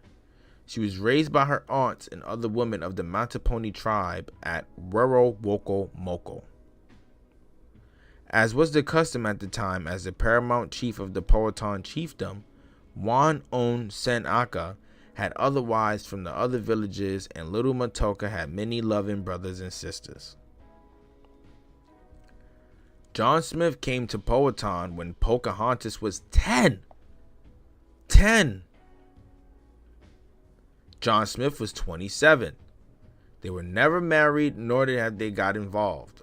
He did not save her life. The children of Powhatan were very closely watched and cared for by all of the members of the tribe. Since Pocahontas was living with her father, Powhatan, Wanhonoseka, or Wanunsenaka, at Woro-Woko-Moko, and because she was the daughter, she was likely to be held to even stricter standards and provided with more structure and cultural training. He would have never gave his 10-year-old daughter off to some 27-year-old man that he does not know. Let alone, she wouldn't even have the capacity, the mental capacity, to be able to jump in front of a man about to be murdered. She knows nothing of this. It would scare her.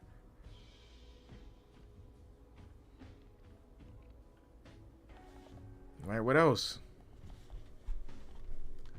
When she was a child, Smith and the colonists stayed near Powhatan near the Jamestown Island, as we learned.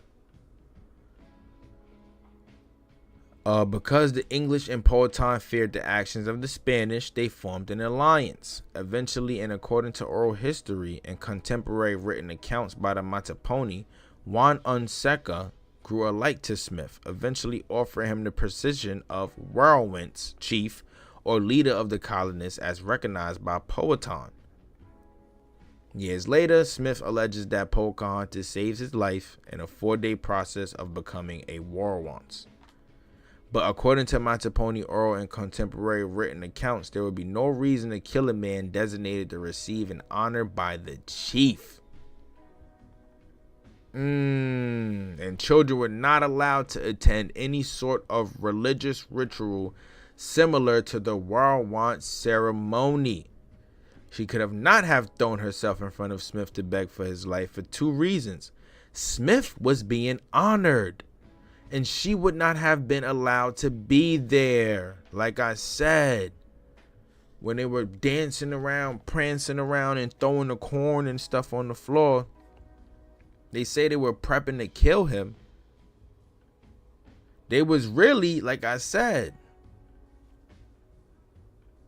performing an exorcism, ridding him of the evil so that he could become one with the people. This wasn't an attempt to kill him. Bringing them rocks in wasn't an attempt to kill him. And this is why I say when they tell the story, they like to tell it from a perspective that makes it seem like it benefits them in every way, shape, or form, or to make it seem like, oh, I'm the superhero at the end of the day. Right? Oh, they tried to kill me and I survived and I married his daughter and we took their land and so forth and so forth. When all it was that the brother got the wrong perception of the ceremony, and when he wrote his story, he made it seem like as if he was about to get killed, and that the little girl, a 10-year-old little girl who have no business being there, jumped in the middle of it to save him. Right? She never defied her father to bring food to John Smith. Right? So all of that, her bringing provisions to them, and with people attendance with people accompanying her, not a fact.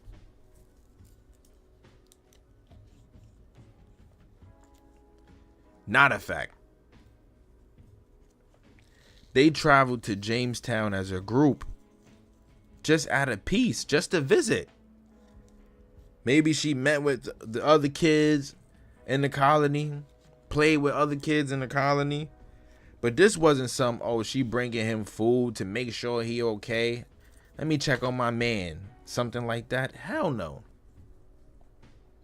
Again, what they tell in the story, not true. And the farthest thing from it. There's no reason for a 10-year-old girl to travel to Jamestown.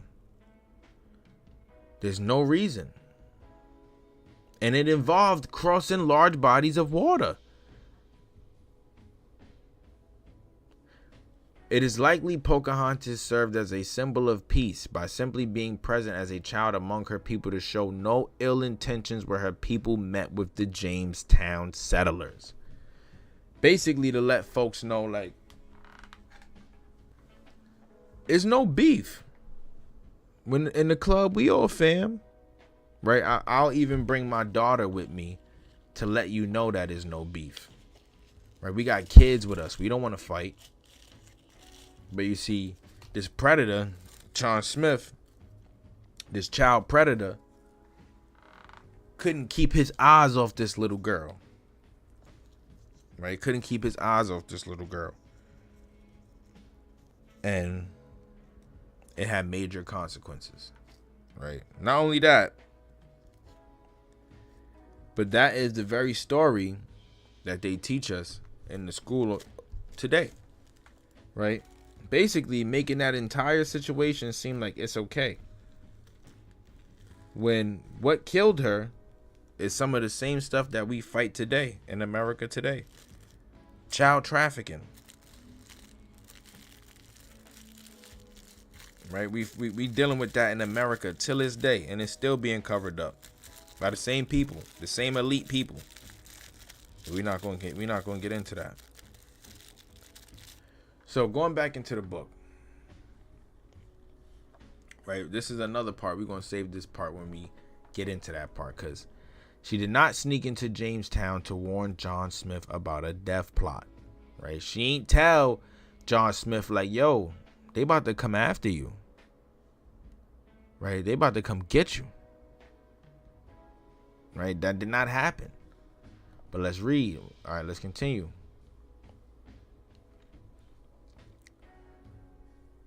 So where we left off at. Upon the 2nd of June, 1608, Captain Smith, with 14 companions, one half gentlemen, the rest soldiers, whatever that may mean, undertook his celebrated exploration of Chesapeake Bay. Their conveyance was a large open barge. They first shaped their course for the Isles lying off Cape Charles, still known as Smith's Isles, and thence re-entered the bay. Passing Cape Charles, they saw 2 grim and stout savages, armed with bone-headed lances, who fearlessly questioned them as to whence they came and whither they were bound. They were subjects of the whirlwinds of Accomac, on the eastern shore of the bay, and being kindly entreated, responded with equal civility, and directed the English to their king's headquarters. They found the chief to be the comeliest proper civil savage that they have ever held communion with, right? That's crazy. How you call someone calm, proper, and civil and a savage in the same sentence, right? They have ever had communion with.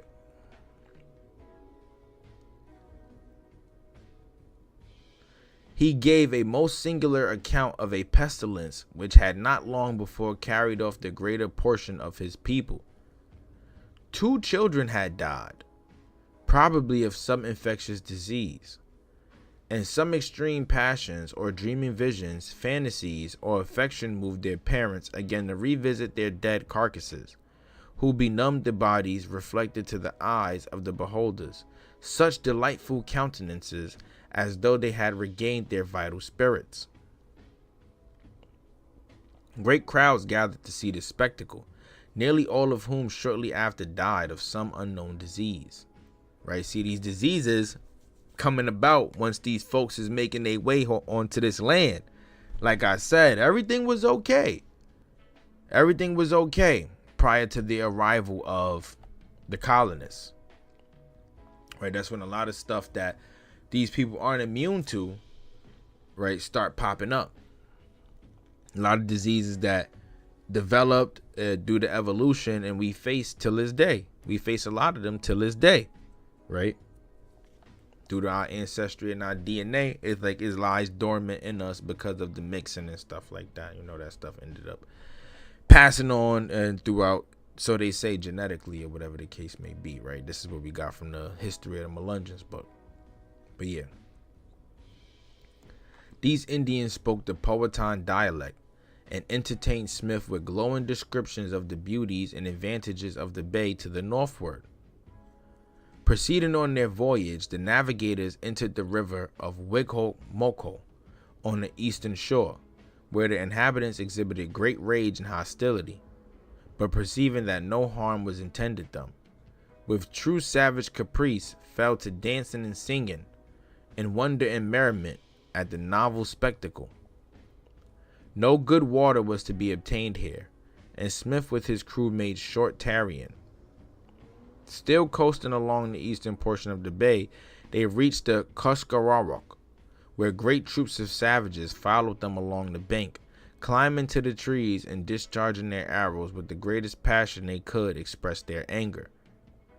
As the party could not by signs give them to understand that they came peacefully, a discharge of a pistol shot was directed, which produced the usual effect, scattering the Indians in every direction.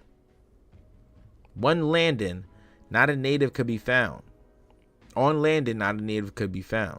The English therefore left a few beads, bells, looking glasses, and bits of copper in the huts, and returned on board their barge, right? As bait. That's like bait to bring them out. Next morning, the poor simple savages, dismissing all fear, gathered round them to the number as appeared of 2,000 or 3,000, eager to offer whatever was in their power to bestow for a little bead or other trivial toy. And this is so crazy because they had all, like sis saying in the comments, they had all of the ornaments that they could possibly ask for. Right? Why would they be so amazed by these beads? Right? Just another fabricated part of this story. I don't believe it. I don't believe it, not one bit. Right? These people were Sarapina, Nalse, Arsik, and the Montawak, and they showed us readiness to trade. That Smith pronounced them the best merchants of all other savages. Right? You had mad tribes in this one area alone. Multiple different tribes, many tribes, right? Who all felt the after effects of this colonization, right? They gave wonderful accounts of the powerful and warlike Massawomics, who lived to the northward and were identical with the Iroquois, or Six Nations, another confederacy up to the north, the Iroquois Confederacy. Some of the crew falling sick and the rest becoming weary and discontented with their unaccustomed fatigue and exposure, Smith, much against his inclination, turned towards home, leaving the bay some 9 miles broad, at 9 and 10 fathom water, entering the Potomac on the 16th of June. It was determined to explore it as the sick men had recovered. No Indians were seen until the company had passed 30 miles up the river, but arriving at the creek in the neighborhood of Onawamanian, the woods were laid with ambuscades to the number of 3,000 or 4,000 savages, so strangely painted, grimed and disguised, shouting, yelling, and crying, as so many spirits from hell could not have showed more terrible. Many bravados they made, but a discharge of bullets over the surface of the water quickly changed their mood. Basically like saying like, all right, each time that they encountered different groups of tribes, right, when they did their war cries and whatnot, all they had to do was let off a couple shots and everybody just calmed down. As they did this voyage through the Chesapeake, right? Encountering all of these different peoples though, some friendly, some angry, right? Some trying to kill them, some wanting to trade with them, right? All of that being true, it's just hard to believe that it was for some beads. That one, I'm sorry, I just can't believe it.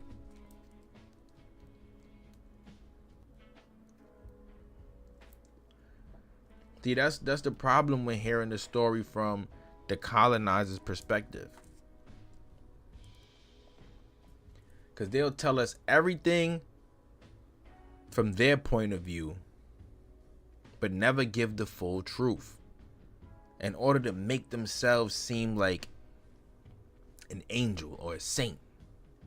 Right? Like, oh yeah, we just gave them some beads. They gave us their corn. Do y'all know what corn meant to these people? Right? The cream of the crop. They had all the copper in the world. They had stuff that they ain't never seen on the East before. Right? But yeah, meeting all of these different peoples as they sailed down the Chesapeake. With Powhatan. So yeah, let's continue. Arms were flung down, hostages given, and courtesy and kindness succeeded the truculent demeanor which was first exhibited. By the account of the Indians, Powhatan had directed this intended attack, and if their representation was true, he was stimulated to such a course by sundry of Smith's enemies at Jamestown.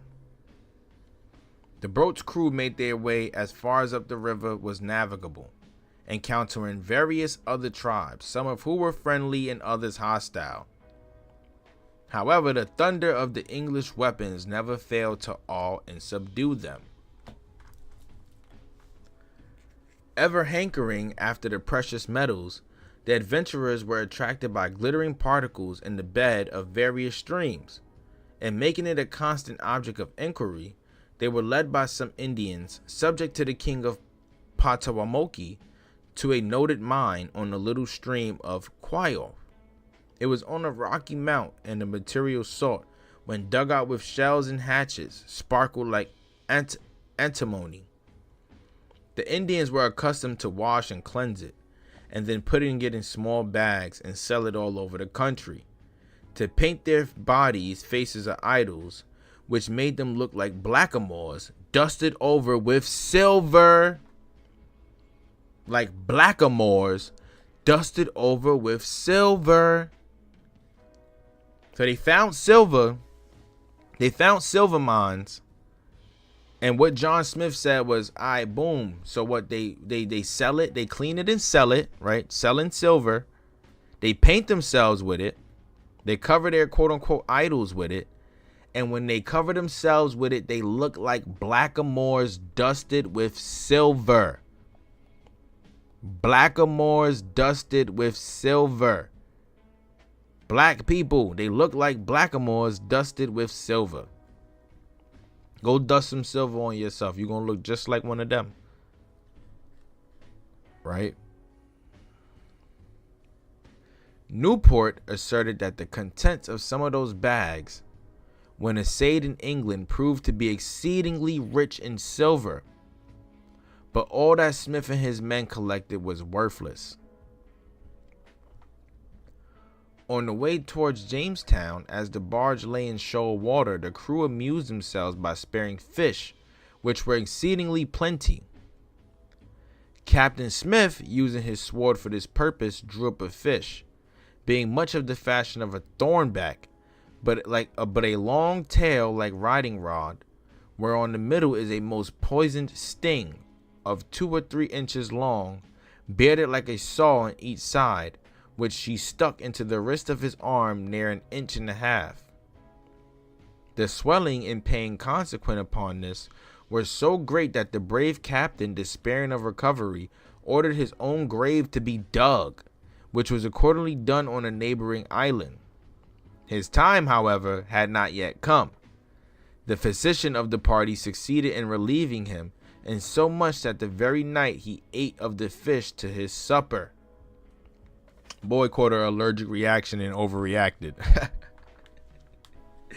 He caught an allergic reaction and overreacted. Right? And they gave him some Benadryl, and he was good. Right? He was able to eat the fish after that. He caught an allergic reaction and overreacted. You see what I'm saying, y'all? This story, he had to write this story and like at a certain point start crying in the maze of his work, like crying like, oh my gosh, I can't believe I was able to lie this good. I can't believe I was able to fabricate it this much. Like, dug your own grave, bro, and then ate the fish the very next day. Like, dragged it. OD dragged it. He caught an allergic reaction and thought he was going to die. They gave him some medicine and that cheered him up.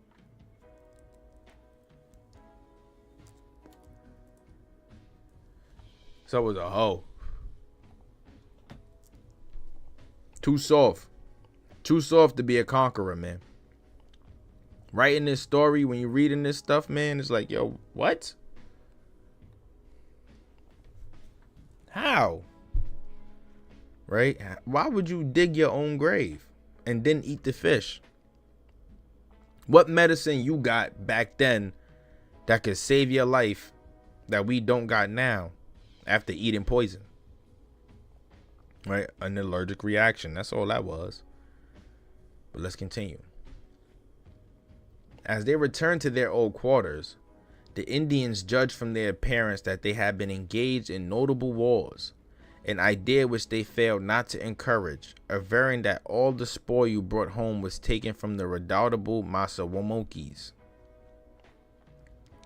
At Jamestown, all was found in disorder and misery, as was generally the case when the master spirit was absent. Thus ended the first exploration of the unknown waters of the Chesapeake, leaving the English still in doubt as to its extent, and still hopeful of eventually finding a passage thereby to the South Seas. On the 24th of July, a second expedition was undertaken up the bay by Smith with a boat's crew of 12 men. The Indians of Ketawatan, with whom they spent several days, exulted greatly in the supposition that the English were out on a war expedition against their dreaded enemies, the Massawampmies. Proceeding up the bay, more than half the party were prostrated by the diseases of the climate, and in this crippled condition they came upon 7 to 8 canoes filled with Indians of the warlike tribe they were supposed to be in search of. Seeing that the English showed no fear but prepared briskly for an engagement, these Massawampmies concluded that discretion was the better part of valor and fled to the shore. Being tempted by the offer of some trifling toys, they at last came out to the barge unarmed, bringing presents of provisions, targets, skins, and rude implements of warfare. They had engaged in war with the Indians of the Toccowa or Sassafras River, as their fresh wounds bore witness. They disappeared during the following night, and the explorers made their way into the river of Toccowa. Seeing the Massawampmies' weapon, the Toccowas were in ecstasy, supposing that their enemies had been defeated, and led Smith up to their fortified town. Men, women, and children, with dances, songs, fruits, furs, and what they had, stretching their best abilities to express their loves. Here Smith made some stay, sending messages to invite a deputation from the renowned Susquehannocks to visit him. 60 of those giant-like people, right? Certain tribes being described as giant-like people, right? Many encounters of giants, right? Many of these explorers stating that they made encounters with like 7 foot, 8 foot Shaquille O'Neal, Yao Ming size people, right? That were just abnormally big here in the Americas, right? They've been making these encounters since the 1500s, since the first maps, right? The first maps of America, that is. Oh yeah, 60 of these giant-like people accordingly came down from their country, bringing presents and holding bold and familiar intercourse with the strangers. The daily devotional exercises of prayers and psalms, which our pious captain regularly observed, were responded to on the part of the wandering savages by strange ceremonies of their own. They began in a most passionate manner to hold up their hands to the sun, with a most fearful song. Then embracing our captain, they began to adore him in a like manner. Though he rebuked them, yet they proceeded till their song was finished, which done with a most strange furious action and a hellish voice began an oration of their loves. Right? Again, author speaking as if like they adored this man like he was a god, and he rebuking them as if he is the god, or like saying like, no, don't follow me. I'm no god. Like just trying to like muster himself up, butter himself up, as if, that view, that perception that these people had was a little too much for him. However, he prances around and walks around and talks about these different things as if he was a god amongst these people. Right? Some more fabrication.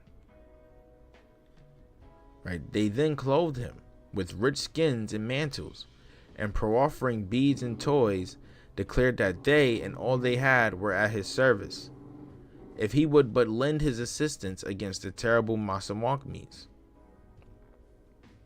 Returning to examine the river Rappahannock, Smith fell in with a former acquaintance, one Moscow of Wiccocomoco. He was a doubtless and half-breed. A half-breed. He was supposed to be some Frenchman's son, as he rejoiced in the distinguishing mark of a thick black bush beard, and the savage seldom have any at all. Right? He's supposed to be a Frenchman's son, a half-breed. Smith fell in with a former acquaintance, one of the tribesmen. He was a half-breed, right? People who were already dwelling before. However, he already linked up with son. Right? These people were all over, half-breeds, all over. Right next to the Blackamoors. Right next to the Blackamoors. Right, the English fortified their boat by making a breastwork around the gunwale of the Massawakmi shields, which were so thickly plated as to resist the arrows of the savages. This stood them in good stead in divers skirmishes with the Rappahannocks. On one occasion, 30 or 40 of that tribe so disguised themselves with bushes and branches as they stood discharging their arrows upon the edge of the river. The English supposed their array to be a natural growth of shrubs. Moscow accompanied Smith in his visits to many nations on the Chesapeake, and proved of little to no service. Whether the reception at their hands was friendly or hostile, the goodwill of a party of Manahawks was gained by means of favors shown to a wounded prisoner whom Moscow would fain have dispatched. Never was dog more furious against a bear than Moscow was to have to beat out his brains. They questioned this captive, who was called Amarorolok, about his own and the adjoining tribes, and demanded of him why his people had attacked peaceful strangers. The poor savage mildly answered that they had heard that the English were a people come from under the world to take their world from them. Right? Big drop. Right? Under the world. Wink, wink. These people coming out of them caves and whatnot. Coming from under the world. Right? These cavemen, these wild men. He described the Monaccans as friendly to his tribe and said that they lived in the mountainous country to the west, by small rivers, living upon roots and fruits, but chiefly by hunting. The Massawakmis did well upon a great water, and had many boats and so many men that they made war with all of the world. Like all of these different tribes that he's encountering, right? Everybody got beef with these Massawakmis though. But all of these different tribes that they're encountering in the Americas that we don't learn about or talk about in these history books. All right, all of these different tribes consisting of peoples who were slaves in this country before the arrival of any African, by the way. Right? Smith took advantage of all of this warring and fighting amongst these people. He took advantage of this, right? And he played against it and used it to help develop the colony into what we have today. Right? An entire country divided up into states, conquered by people who are not from here. Right, let's continue. In this and in the preceding voyage, the whole of the extensive bay of Chesapeake was explored, together with the lower portions of the principal rivers, emptying into it, and an accurate chart of the whole country still bears witness to the skill and perseverance of the brave commander. Curious sketches of native chiefs and of encounters between them and the English accompany the maps which illustrate the quaint and interesting narrative from which this proportion of our history is drawn. Before returning to Jamestown, the party sailed for the southern shores and passed up the Elizabeth River into the Chesapeake country. They saw but few dwellings surrounded by garden plots, but were struck with the magnificent growth of pines which lined the banks.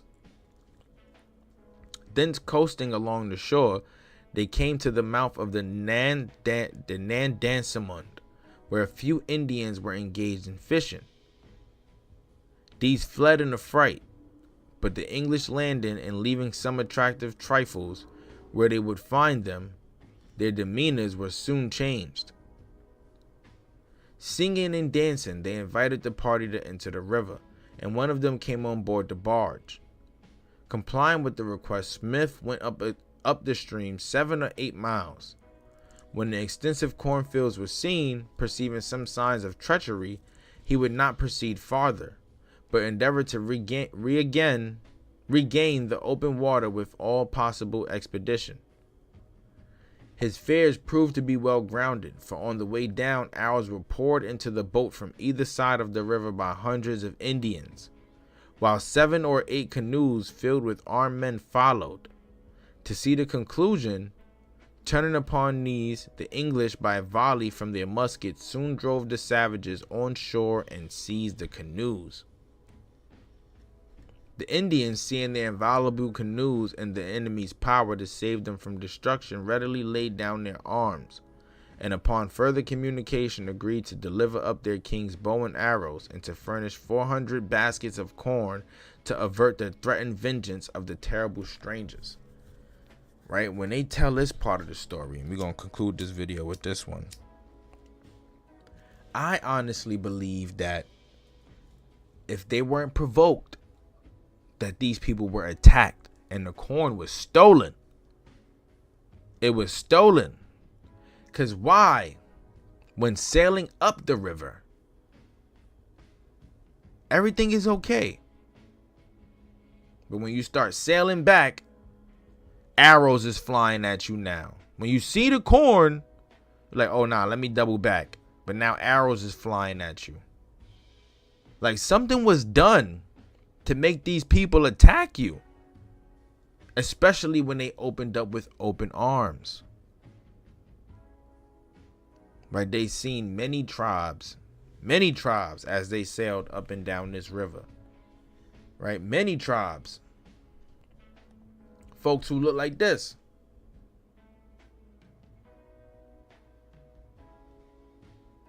Yeah, they don't teach this stuff in school at all, and that's the saddest part. Right? Mind you, they look like this. Them peoples look like this. They saw many tribes sailing up and down this river. Right? In this situation, they spot the corn. Now they getting popped on.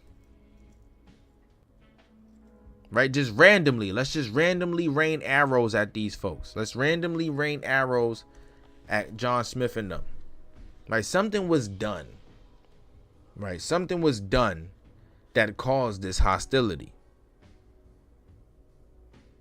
Right? And then, to end it off, these people end up getting taxed 400 baskets of corn. Right? Just so that they don't, you know, cause more problems. Right? When they tell John Smith's story, man, like I said, they don't give us truth. They try to make it seem like the brother was an angel. And this is why I did the history of John Smith in my last video where we talk about this stuff, because it gives us an understanding of who he is, his background, his war tactics and stratagems, pretty much just how he succeeded in life as an explorer, as a captain, as a man of war, as a businessman. Right? His divide and conquer tactics.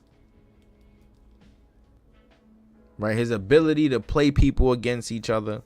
Same thing, divide and conquer. His ability to use people to get what he wants.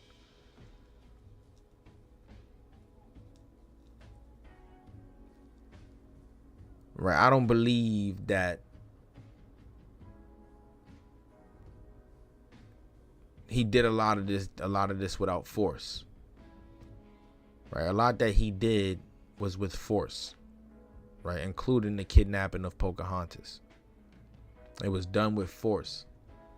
When they tell a story, they tell his story as if he's supposed to be this angel, this magnificent guy, this amazing captain. The captain that saved the day. He saved Jamestown. He built these alliances. Right? It's all fabricated. It's all fabricated. Right? And this is why understanding true history is important. It's very, very important. Right? Understanding the backgrounds of these prominent peoples, right? Very, very important. Understanding what happened in our country at this time. Very important. Right? It helps us distance ourselves away from these lies. The story that they want us to believe. You feel me? Like I said, our ancestry runs this deep. It runs as deep as many of these Virginia tribes, right? Indian slavery in the Carolinas and Virginia, right? A lot of these people were being shipped to the West Indies and to Europe and being enslaved on the plantations here in America. These very people that he meeting on these coastlines and whatnot here in Virginia. These very people. Our ancestors, man. It's a beautiful thing, man. I appreciate those who tuned in. This is my first live back after a long time. So if this one wasn't as engaging, forgive me. But we're going to keep dropping that fire. We're going to keep telling these stories, man. We're going to keep talking about the history of the true Americas, right? We're going to keep giving out that sauce. We're doing it for the people. Strictly for the people. Right? Strictly to educate. Right? To break these black barriers and these mental shackles that we got wrapped around our brains, right? Put your hater blockers on. Tighten up. Stay dangerous out here, y'all. Right? And get in tune with you some history. Copper Color Cultures, Copper Color King, man. Make sure y'all like, comment, and subscribe. Click that notification bell to stay up to date on all content. Stay plugged in like an extension cord. Let's get it.